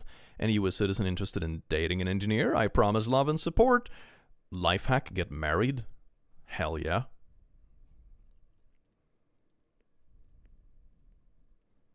Have you ever been to something like a Renaissance fair? You would have to peace tie your weapon, but it seems like something you would enjoy. I have been thinking about going. I have a friend that usually goes to one of those in Sweden. I've been thinking about tagging along. It would be a lot of fun. I'm not sure if I have all the gear for it, though. I'm not sure if going as a Nazgul would be, like, appropriate, but maybe I should. Going as a Nazgul would be cool. It's like a bit of fantasy medieval, but man, it's good. Your voice is soothing. Thank you so much, you beautiful being. Just let it envelop your emotions. Oh, yes, indubitably. Life hack, get married. Let's go. Hell yeah. Hi, I'm brand new here. Land sharks are called German shepherds in England. Oh my god. If we were real for land sharks, engineering is a much better option to use for funds than what we use those funds for these days. Indeed. It's just everyone could have a land shark. Isn't that would be world peace. People would just like bond over their land sharks. They would meet in the park when the land sharks are frolicking and be like, man, what kind of land shark do you have? And it's like, oh, it's a German Shepherd lemon shark breed. Like, damn, that is so cool. Mine is a great white mixed with a Chihuahua. And they're like, damn, that's one hell of a mix. And it's so good. So good. And everyone is going to be bonding over land sharks. It's going to be the cutest thing ever. I think that Josh Hawley was re-elected as senator in Missouri. You had him in a video about bad women's anatomy. That can't be good. Oh, man, that's not good. My cat would be a better president. I think so, too, yes. Those that desire power do not deserve it, while those that deserve power do not want it. Basically, yeah. I don't think it's so much, they usually say power corrupts. I think it's more like the people who want that much power are people that are very corruptible, if that makes sense. And it's also like how human systems work. If you were a softie, so to say, in power, you would just have the next person in line behind you willing to smack in the back of the head and take the power for themselves. That's sort of the problem. So the systems very much endorse kind of like not the best people to be at the top. Spiky-eared Pikachu, 96, almost 69. Thank you so much, Miguelazo. Power corrupts, and absolute power corrupts absolutely. Yep. Absolutely gorgeous. Ah, yes, indeed. It's going to be beautiful. It's going to be... My God. Do you have any updates on when you will open a P.O. box? I haven't really looked into it, to be honest. I've just been vibing. The frick does woke mean? I mean, it used to be... woke used to be like anything progressive. Nowadays, it just means anything people don't like. It's like if if you have a woman in a game, that will be called woke, because women are inherently woke for some reason. It just doesn't mean anything anymore. It's just like a term tossed around. It's like calling something cringe, but from like a political perspective. It's weird. What is a land shark? Oh. This is a land shark. It's like a shark, but like a puppy. This is a land shark.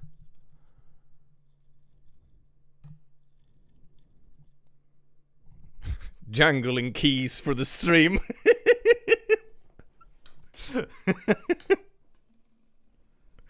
Click, do you play the guitar and banjo? It's not a banjo, it's a ukulele. Please.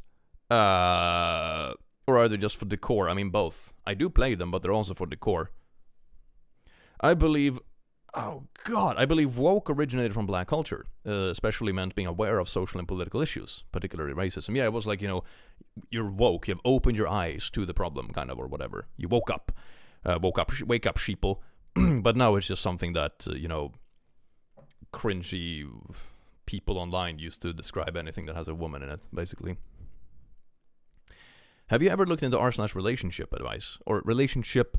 Yeah, I have. I did do a video on relationship advice a while ago. I meant to do that. Woke comes from African American communities. Stay woke was their phrase, meaning keep an eye out for racism and lynchers and stay safe. Yeah, that's where it comes from.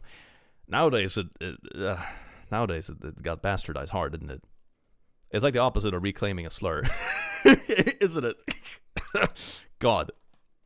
Yo, season finale of Humanity just dropped, guys. Gonna be lit. Yeah, the last season of Humanity. Wow, let's go. Can't wait for this ending. Hell yeah. Click jiggles keys to the stream, and all of a sudden, furries bat at it. Yeah, that's basically it. Everyone comes, did you see that he fucking jiggles streams? And it's like, oh yeah, hell yeah, where can I watch it? The click, when you become president in 2028, will you think Simba would be your secretary? If he's still alive, he's not literate in the least. And he's also old and diabetic. I'm not sure if he's gonna be around. Maybe. Some cats get really old. It wouldn't surprise me if he was like one of those cats that just lives forever. Just out of spite, you know. Last season of Humanity, that had no right being so funny.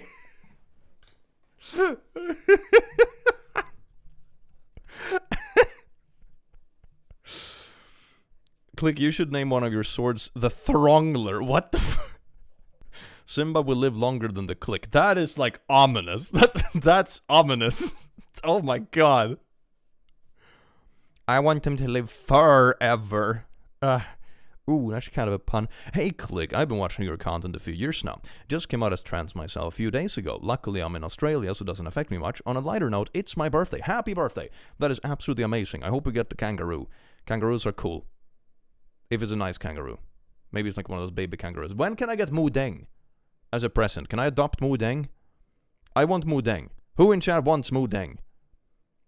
God, I wish they put up Moodengs for adoption. That would be the best thing ever. Who wants a Moodeng?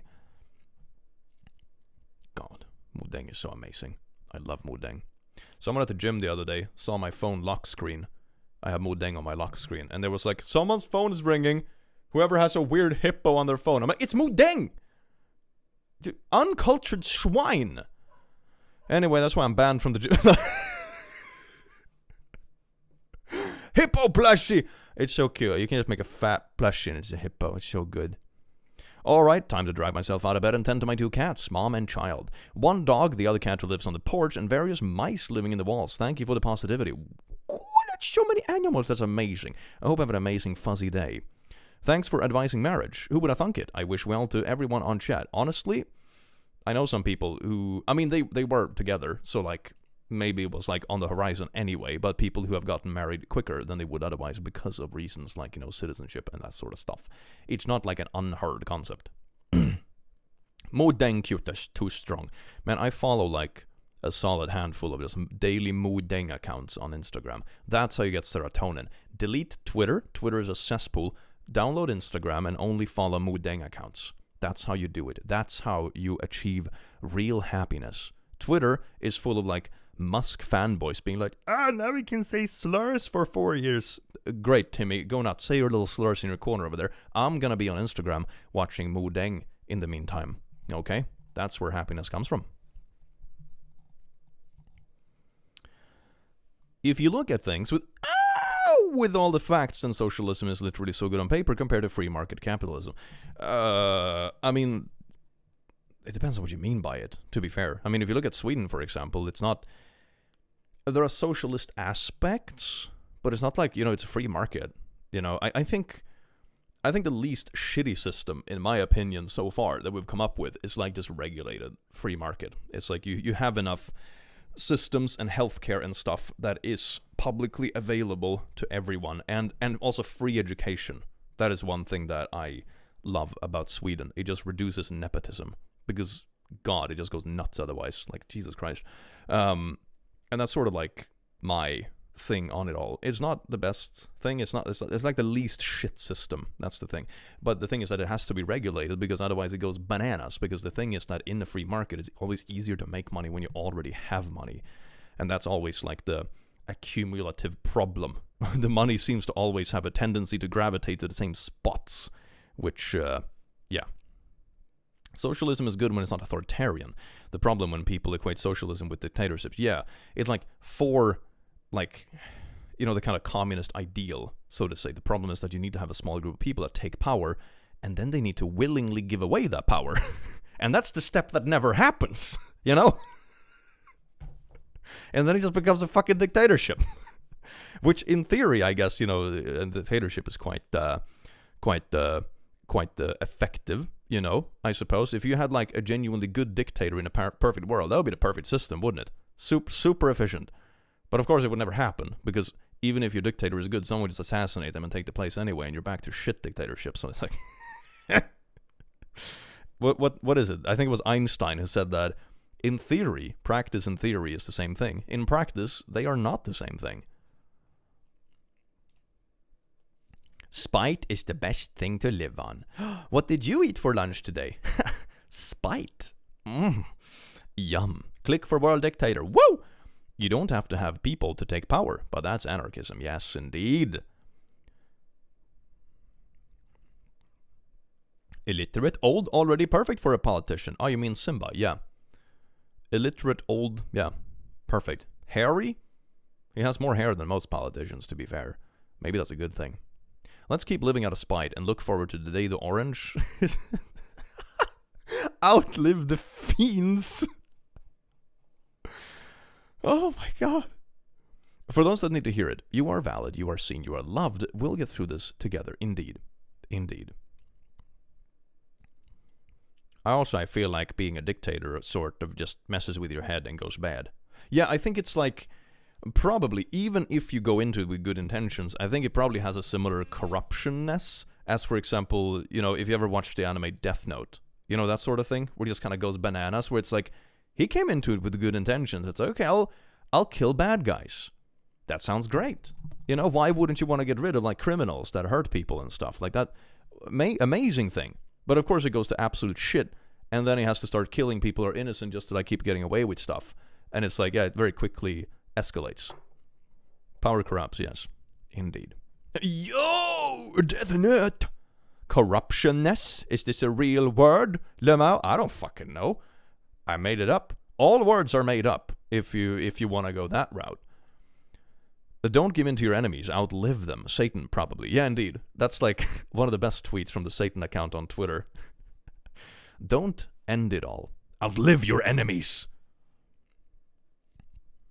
Light for president? That would be horrifying. Absolutely horrifying.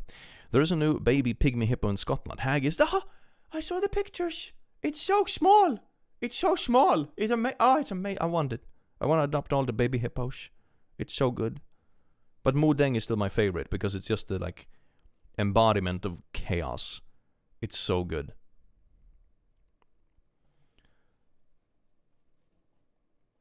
Gonna ask little partner if they want, like, nuggies for dinner, because I'm probably not gonna cook at this point. You want... What was that? You want nuggies for dinner?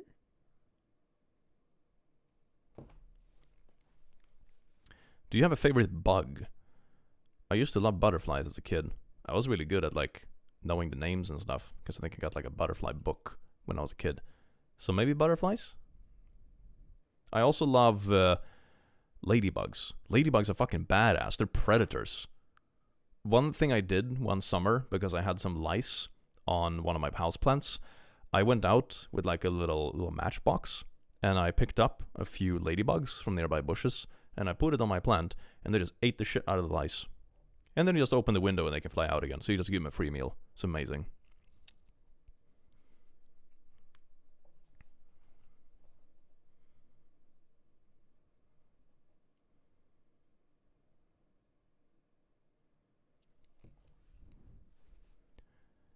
Have you seen OT's stream? Watched a bit of it. It was really good to see people supporting each other and spreading love. Yeah, I didn't. It was too late for me. So I just saw that it was like, I saw it went live, but I was already in bed. But it looked really nice. I'm really glad that people in the community can come together and support each other. That's super nice to see. I've never been on a click better. Hi from Canada. What are we talking about? We're talking about stuff that has happened recently, and then we talk about a bunch of random bullshit like land sharks and swords. I got a new sword as well, because like you can't not get a new sword. You know what I mean? Yeah, you know what I mean. Yeah. My boyfriend has a crazy dinosaur stage as a child, and now he can tell you what dinosaur you are. Oh, that is amazing. That's the best skill ever. That is so good.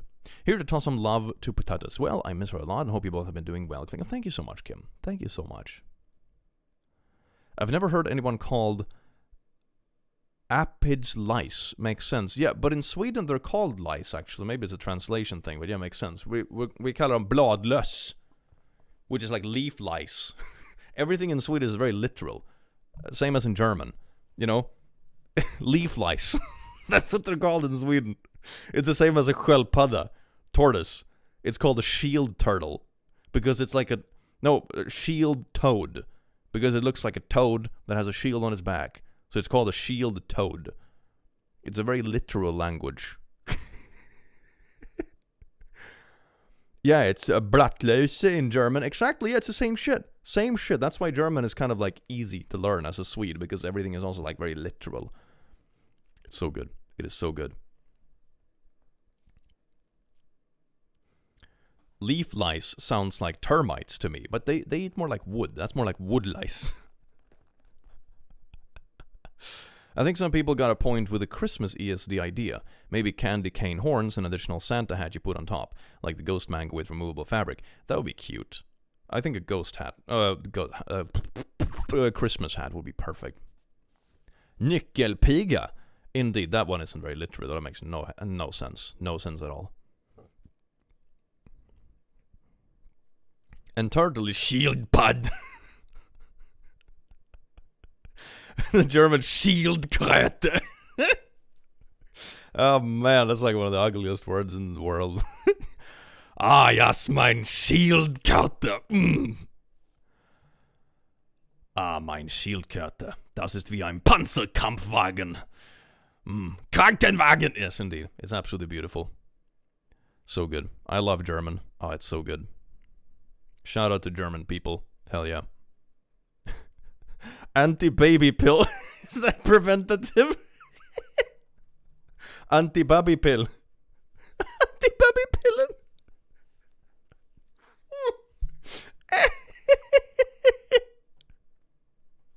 Oh my god. Need for Speed Most Wanted 2005 would be very controversial. It was made today. Ooh, I think I had that game. Not because the illegal street racing, but because half the cast are women and minorities, making it woke. That's not even a lie. It would have like a controversial trending on Twitter because like, there's a woman driving a car? That's not real. Woke propaganda. Women can't drive. I hate how accurate that is. Ashley, thank you so much for being a lasso. I run D&D games 5 nights a week, and I've pulled ideas from your meme videos before for one-shots, but I'm running low on ideas. Any recommendations? Ooh, anything to do with whack conspiracies is very fun. So let's see, what's a good like idea for a one-shot? For one-shots, I like to do like very limited spaces. For example, one-shot I did was that they were traveling on a party boat. That they got like, they won a lottery and they were on a party boat and getting drunk. And then like there was a scripted event where the party boat got stranded on an island. But this island was mysterious because it was full of like skeletons that came out at night. It was very spooky. And then you realize that there's also a village on this island, right? But everyone on the village is kind of young. There is no one below the age of like 30 or whatever. Like everyone is young. And then they have this like big boy that is like the leader of the whole village or whatever. And then some stuff happens, and it's like a conspiracy, and it turns out that this leader, he's like 500 years old, and there is this cursed like fountain of youth on this island, but it requires 2 people to drink it. I think that's kind of like a borrowed idea from Pirates of the Caribbean, right? And you both have to drink it, and one person ages fast and dies and becomes like this cursed skeleton that then like swarms the island at night, and the other one gets the years that they had. So that's sort of like the conspiracy. And then they cracked the thing, the whole island sunk, and then they rescued all the people on like a ship and went away and kept partying. So that was kind of nice. That was a good wholesome little one-shot. Apart from the people that died. When you started talking in German, it sounded like you wanted to announce in a Sabaton song. Oh, that's amazing. Hell yeah. That's what I aspire to do. It all started when Lisa Simpson got to go to military school. Oh, the one thing the Simpsons didn't predict. D&D one-shot. You arrive at a tower looking for some MacGuffin. But, as the party walks in, suddenly the space transforms into a dinner party from the past, and the party has to prevent a murder. Ooh, it's like a murder mystery. That's a good.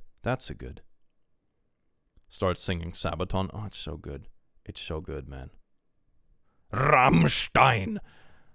Hello from Italy. Thank you very much for your level-headed conversation and your Swedish vocabulary lesson. I love Swedish language. Your voice is very pleasant and soothing. Thank you so much, MM. Thank you for dropping by. Click, I'm a Sabaton fan because of you. That is good. I have like 3 or 4 Sabaton albums there on the vinyl. I would play some for you, but I think it's gonna get copyright claimed, which isn't great. What we need is benevolent AI overlord. Yeah. There is this like... which book is it? There's some... I think it's Life 3.0, and one scenario for the future it paints up is like, the Earth is gonna be divided into like 3 sectors. You have the AI sector, which is just machines operating beyond anything we can comprehend and just doing their thing, you know, taking over the universe, basically. And then you have, like, the mixed region, which is, like, human cyborgs that are willing to, like, get enhanced, basically. And then you have, like, the nature hippies that are, like, humans that want to remain vanilla and have the human experience, you know. That's gonna be it. That's, like, one of the good endings. That's, like, benevolent AI. Beautiful. The Click reads memes from Reddit. ASMR. r/holeup. Oh, what you doing, step bro? Come on, step bro. I'm stuck in the washing machine. Oh, we have to do this like more ASMR though. It's like, ooh, what you doing, step bro? ASMR. That's beautiful. Step bro ASMR in the washing machine. Hell yeah. Captain, thank you so much for 5 memberships, you beautiful bean. And Breadlord 5, thank you so much. It's me again. Your reaction to my last message really helped me a ton. Anyway, when talking about you, do I say the click or just click? It's whatever you want. People usually call me just click. You can also call me the, but it can be very confusing. Click is fine.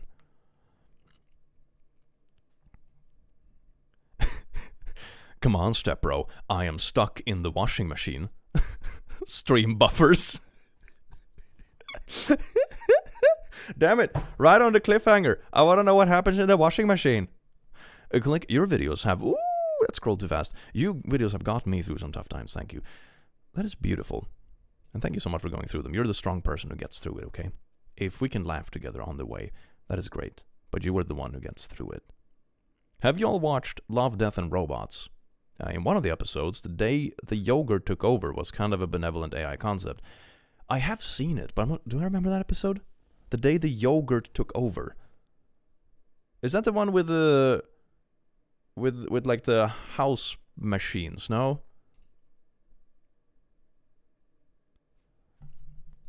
What's the story of Simba? He's large and fat. He was originally a family cat back in the day.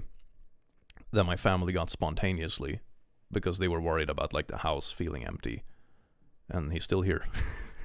So now we take turns watching him, you know. If someone is busy working, then someone else takes him. So it's like usually my parents, grandma, and me like ping-ponging him between each other depending on who has time and who is like not scheduled in the evenings and stuff when he needs his insulin.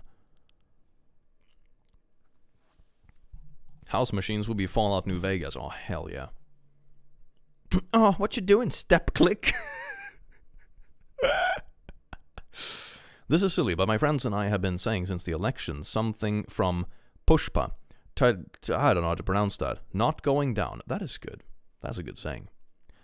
Have you heard of the book of Fahrenheit 451? I have not. Sounds intriguing. We want Ohio. Man, this is such a step bro Ohio vibe. For real, Sigma on the Giat. That one movie about the hamsters saving the world from evil household machines controlled by a mole. Are you sure that's a real movie and not like a fever dream? I mean, a lot of movies are like fever dreams, to be fair. Honestly, I'm glad I found Click's channel when the 2020 pandemic was still roaring. The very cursed but still funny videos kept me sane, not gonna lie, lol. That is so sweet. I mean, it sort of kept me sane as well, to be honest, so that's very nice. Step Bro Ohio? Oh my god. G-Force? That is a good name, though. That is a good name. What's your favorite Daedric prince? Mine is Shiragorath. Is he the one that when you have like the whole hangover mission? That's the same guy, right? Like the Daedric Lord of Mischief or whatever it is. Yeah, he's very fun. He's very funny. Oh, that's amazing. That is so funny. The whole mission is just like backtracking the stupid shit you did. Like, oh, you stole a mammoth from the giant. No, you stole a cow, I think. That was, oh, it's so good. It is so good. I don't know how we can keep up with this chat. The trick is that the like stream is fake. No, it's I just read some messages. That's the thing. Like you skim it and then you pick out stuff. That's how you do it. Same. I binged Click during COVID. Watched them all multiple times. It was my comfort channel that I just put on and let it play for hours. Ah, I need some emotional comfort today. What should I watch? r/no I get the boat.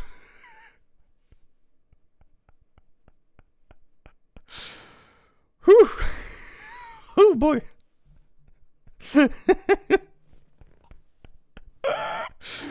Oh man, those were the days when I could just whip out videos without even having a face cam, and the videos were like 10 minutes long.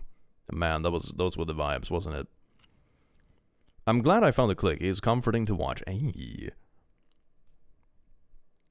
Same, or the women anatomy videos. Those are really funny. Those are really funny because it gets so unhinged. Ah, it's so good. It is so good. I miss Noah Get the Boat. Yeah, the subreddit changed. It just turned into like really cursed and depressing news headlines. So now it's always like, oh, 15 orphans blew up in a house. What? Does it? Oh, what a fun meme.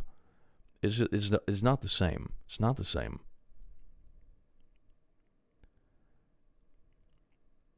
I'm really struggling. I should look into r/furry struggles to relax. Yes, indeed. Who needs therapy when you have r/furry struggles? Could you do r/D&D? Ooh, yeah, it's probably time to do something like that again. It's really fun. Do you think we will do another charity stream for the Trevor Project? Yeah, definitely. Definitely. Maybe I'll do something for like Christmas as well. That's always fun to do.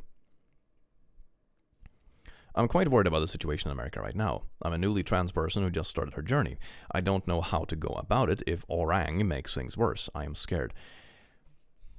Nothing has changed so far. Make sure you have a support network around you. There are still states and many people in the country who is on your side, okay? This is definitely a step back, but it's not the end of it. It is not the end, okay? It is going to be okay. It is going to be okay.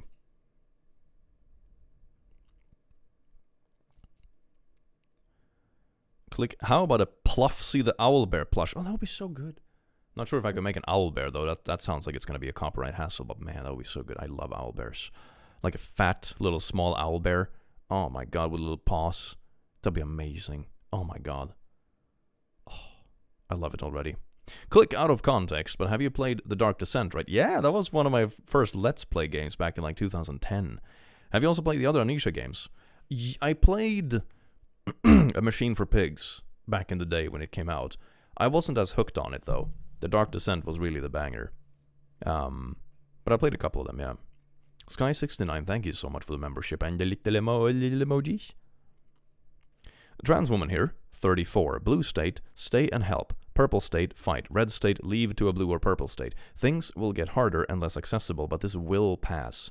That is very sweet. Thank you so much.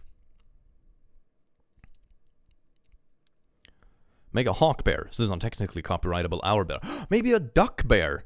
Oh, it can be a duck bear. Ida upgraded membership to Royal Lasso. That is so nice. Thank you.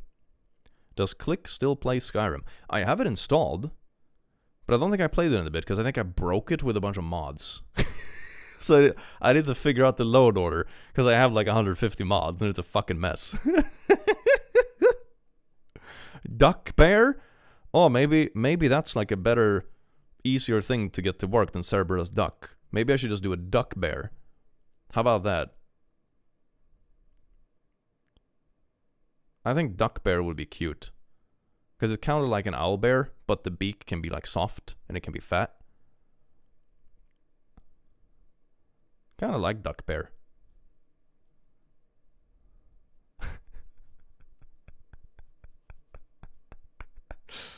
Owl bear's more chaotic cousin, duck bear. Oh, it's so good.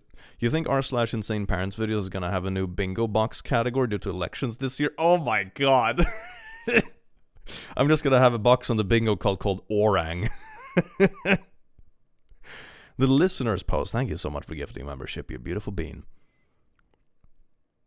I think the duck bear might just be a platypus. But it's less swimmy, though. But Cerberus duck, I mean, I want to do both, to be fair. I'm going to do so many plushies. Oh my god. I have problems. Don't send help. I've been fighting for gay rights for over 50 years. I am so tired and discouraged. I've been a lifelong progressive, and I'm so disappointed in some of my fellow citizens. Slow roasted? Indeed. Indeed. I have not been around for that long, but I can definitely understand how you feel. That must be so tiring, and so tiring. But I do hope you stick around with the cause.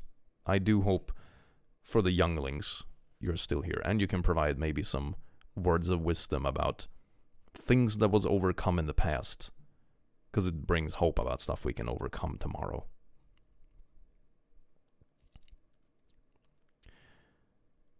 Do you have any advice of getting oneself up to running a game you've taken a break from? My friends have been waiting a very long time to pick a certain module back up. What? I'm not sure if, so like getting back into a game? I think you just have to do it. Just do it! Goose bear? Oh, that is terrifying. That is terrifying. Like, bears are snuggly but terrifying. Geese are just little demon ducks, okay? Heckin' geese. Goose bear? Oh my god. Maybe you should make the next r/insane parents a 6x6 so you can fit everything in there. Oh my god. The video would be like 2 hours long. You're so comforting for me when I'm not struggling with mental health. Just put on one of your videos on my computer and listen to your voice. Always make me feel better. That is so sweet. That is so sweet. I'm glad I'm able to be like some silly entertainment on tough days. God snake duck. Oh, like a fuzzy snake with a beak. Oh, that is so cute. Snake duck. What's your favorite video that you've done so far? What's your favorite story thus far? Ooh, good question. Do I have a favorite video I've done so far? I really like some of the first bingo videos I made. Like, I still enjoy the bingo videos, but like, I would say like maybe the second or third bingo video when I had like kind of figured out the format a bit more smoothly, but it was still like a very new and exciting concept. I think maybe one of those videos, like the first couple of bingo videos I made, they were really fun, and I think the videos were very entertaining, very funny, but they also had very good messages in them. So I really like those. They were good. What did you say about geese? Oh no, it's the grumpy goose. Oh no, it also donated Swedish kronor. It's nearby. Oh god, no. I mean, I love goose. Ooh. Goose in Swedish sounds like goose. With an O, I think. No, it's with an O. Is it? I don't fucking know. I'm dyslexic. But it means cuddle. So it's like goose. Kan gosa. Ooh, that's the verb for cuddling. Wow. You see, it was snuggly after all. How could goose be terrifying if it literally means snuggle in Swedish? Dear Carl, thank you so much for being allowed to be between. Capybara bears. Oh my god, spending my food money in a law. Hey, Sonic fan, I'm also newly trans. It's scary, but we are strong together. Don't give up, and click, you're my favorite tuber. That is so sweet. And look at that. And also, if you want to connect with other people in the community, feel free to hop into the Discord. It's a good place. It's well moderated. The staff team is also very the same. It's very friendly, very welcoming, very accepting, very good place. And it's a nice place to just meet people that are sweet, happy people. Seem to be like a lot of people in the VCs right now just vibing. Probably people playing on the Minecraft server. It's just a good vibe. It's a good vibe. And it's like a nice little place online that is both safe and supportive, and people that have very similar ideas and backgrounds and so on and so forth. It's just a chill vibe. Jug the Curly Ducker, thank you so much for being a lusso, Megad. A great answer. I watch you for the bingos. Thanks for making yourself available to everyone. That is so sweet. Hell yeah. Schneck duck is snuck. Dayak. Oh, Dayak. Yeah, maybe snuck is a bit more like a bit better. Bestie, when did you go live? A while ago. I should go get food in a bit before I die. I was at the gym today. I need my protein, okay? I need my protein for the gains. I did deadlifts today. That was good. I didn't go super heavy, though, because I didn't have any straps or anything, but that was nice. Felt good. Get the traps going, baby. Yeah.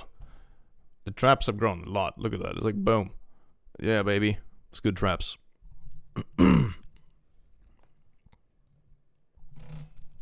How are you still here? I thought the stream would be over when I got home. I am still here. But it is getting a bit late, but I'm still here. At least for now. Get your gains. It's all about gains. I told my friends, the moment they can restrict women's rights, they will go after the LGBTQ+. It's not just us women or AFAB getting hurt. This is just the beginning. Thank you for the stream. Yeah, this is very much like, some people call it a fallacy, but stuff like this is very much a slippery slope. Like, it's not going to stop with that. It's like leopards eating my face, you know? Oh my god, I didn't think the leopards would eat my face, says person who voted for the leopards eating people's faces party. I'm an American who just spent 2 weeks in Scotland with our expat cousin to escape the toxic atmosphere at home. Voted before I left. Really don't want to go back home. Thank you for the laughs and this live stream. I do hope it goes okay, and I do hope you're able to, like, surround yourself in an environment where you can avoid some of the worst toxicity, because, man, it's sort of on edge right now, isn't it? Click, what is your opinion on the souls of the innocent for lunch? Sounds great. Janie B, thank you so much for being a last, you beautiful bean. Swedish goose sounds just like in Russian. I can't pronounce that, but it doesn't mean anything but goose. Goose. Oh my god, it's a goose. I am a newly out trans man in the US. I'm really scared for the community, but I fell asleep to OT's emotional support stream last night, and this stream helping me through today. Thank you, Click. That is so sweet. I do hope you're doing okay. And remember, it is okay to disconnect. It is okay to take time to yourself and not doom scroll Twitter, because that isn't productive for anyone. Jag är rädd för klicken. This is the first Click stream I'm watching, and it's one of the best streams I have watched. That is so sweet. I'm glad you enjoyed it. It was a very spontaneous stream. I could just imagine a demonic capybara plushie, a capybara with a satanic outfit, like demon headband and red little cape. Not an idea for one, but it's a cute thought. That sounds amazing. It sounds like the kind of thing you would dress up your dog as for Halloween. That sounds so good. Is Minecraft server vanilla? It is. I think it has some quality of life mods, but it's pretty vanilla. I'm pretty sure, still. It's on Java as well.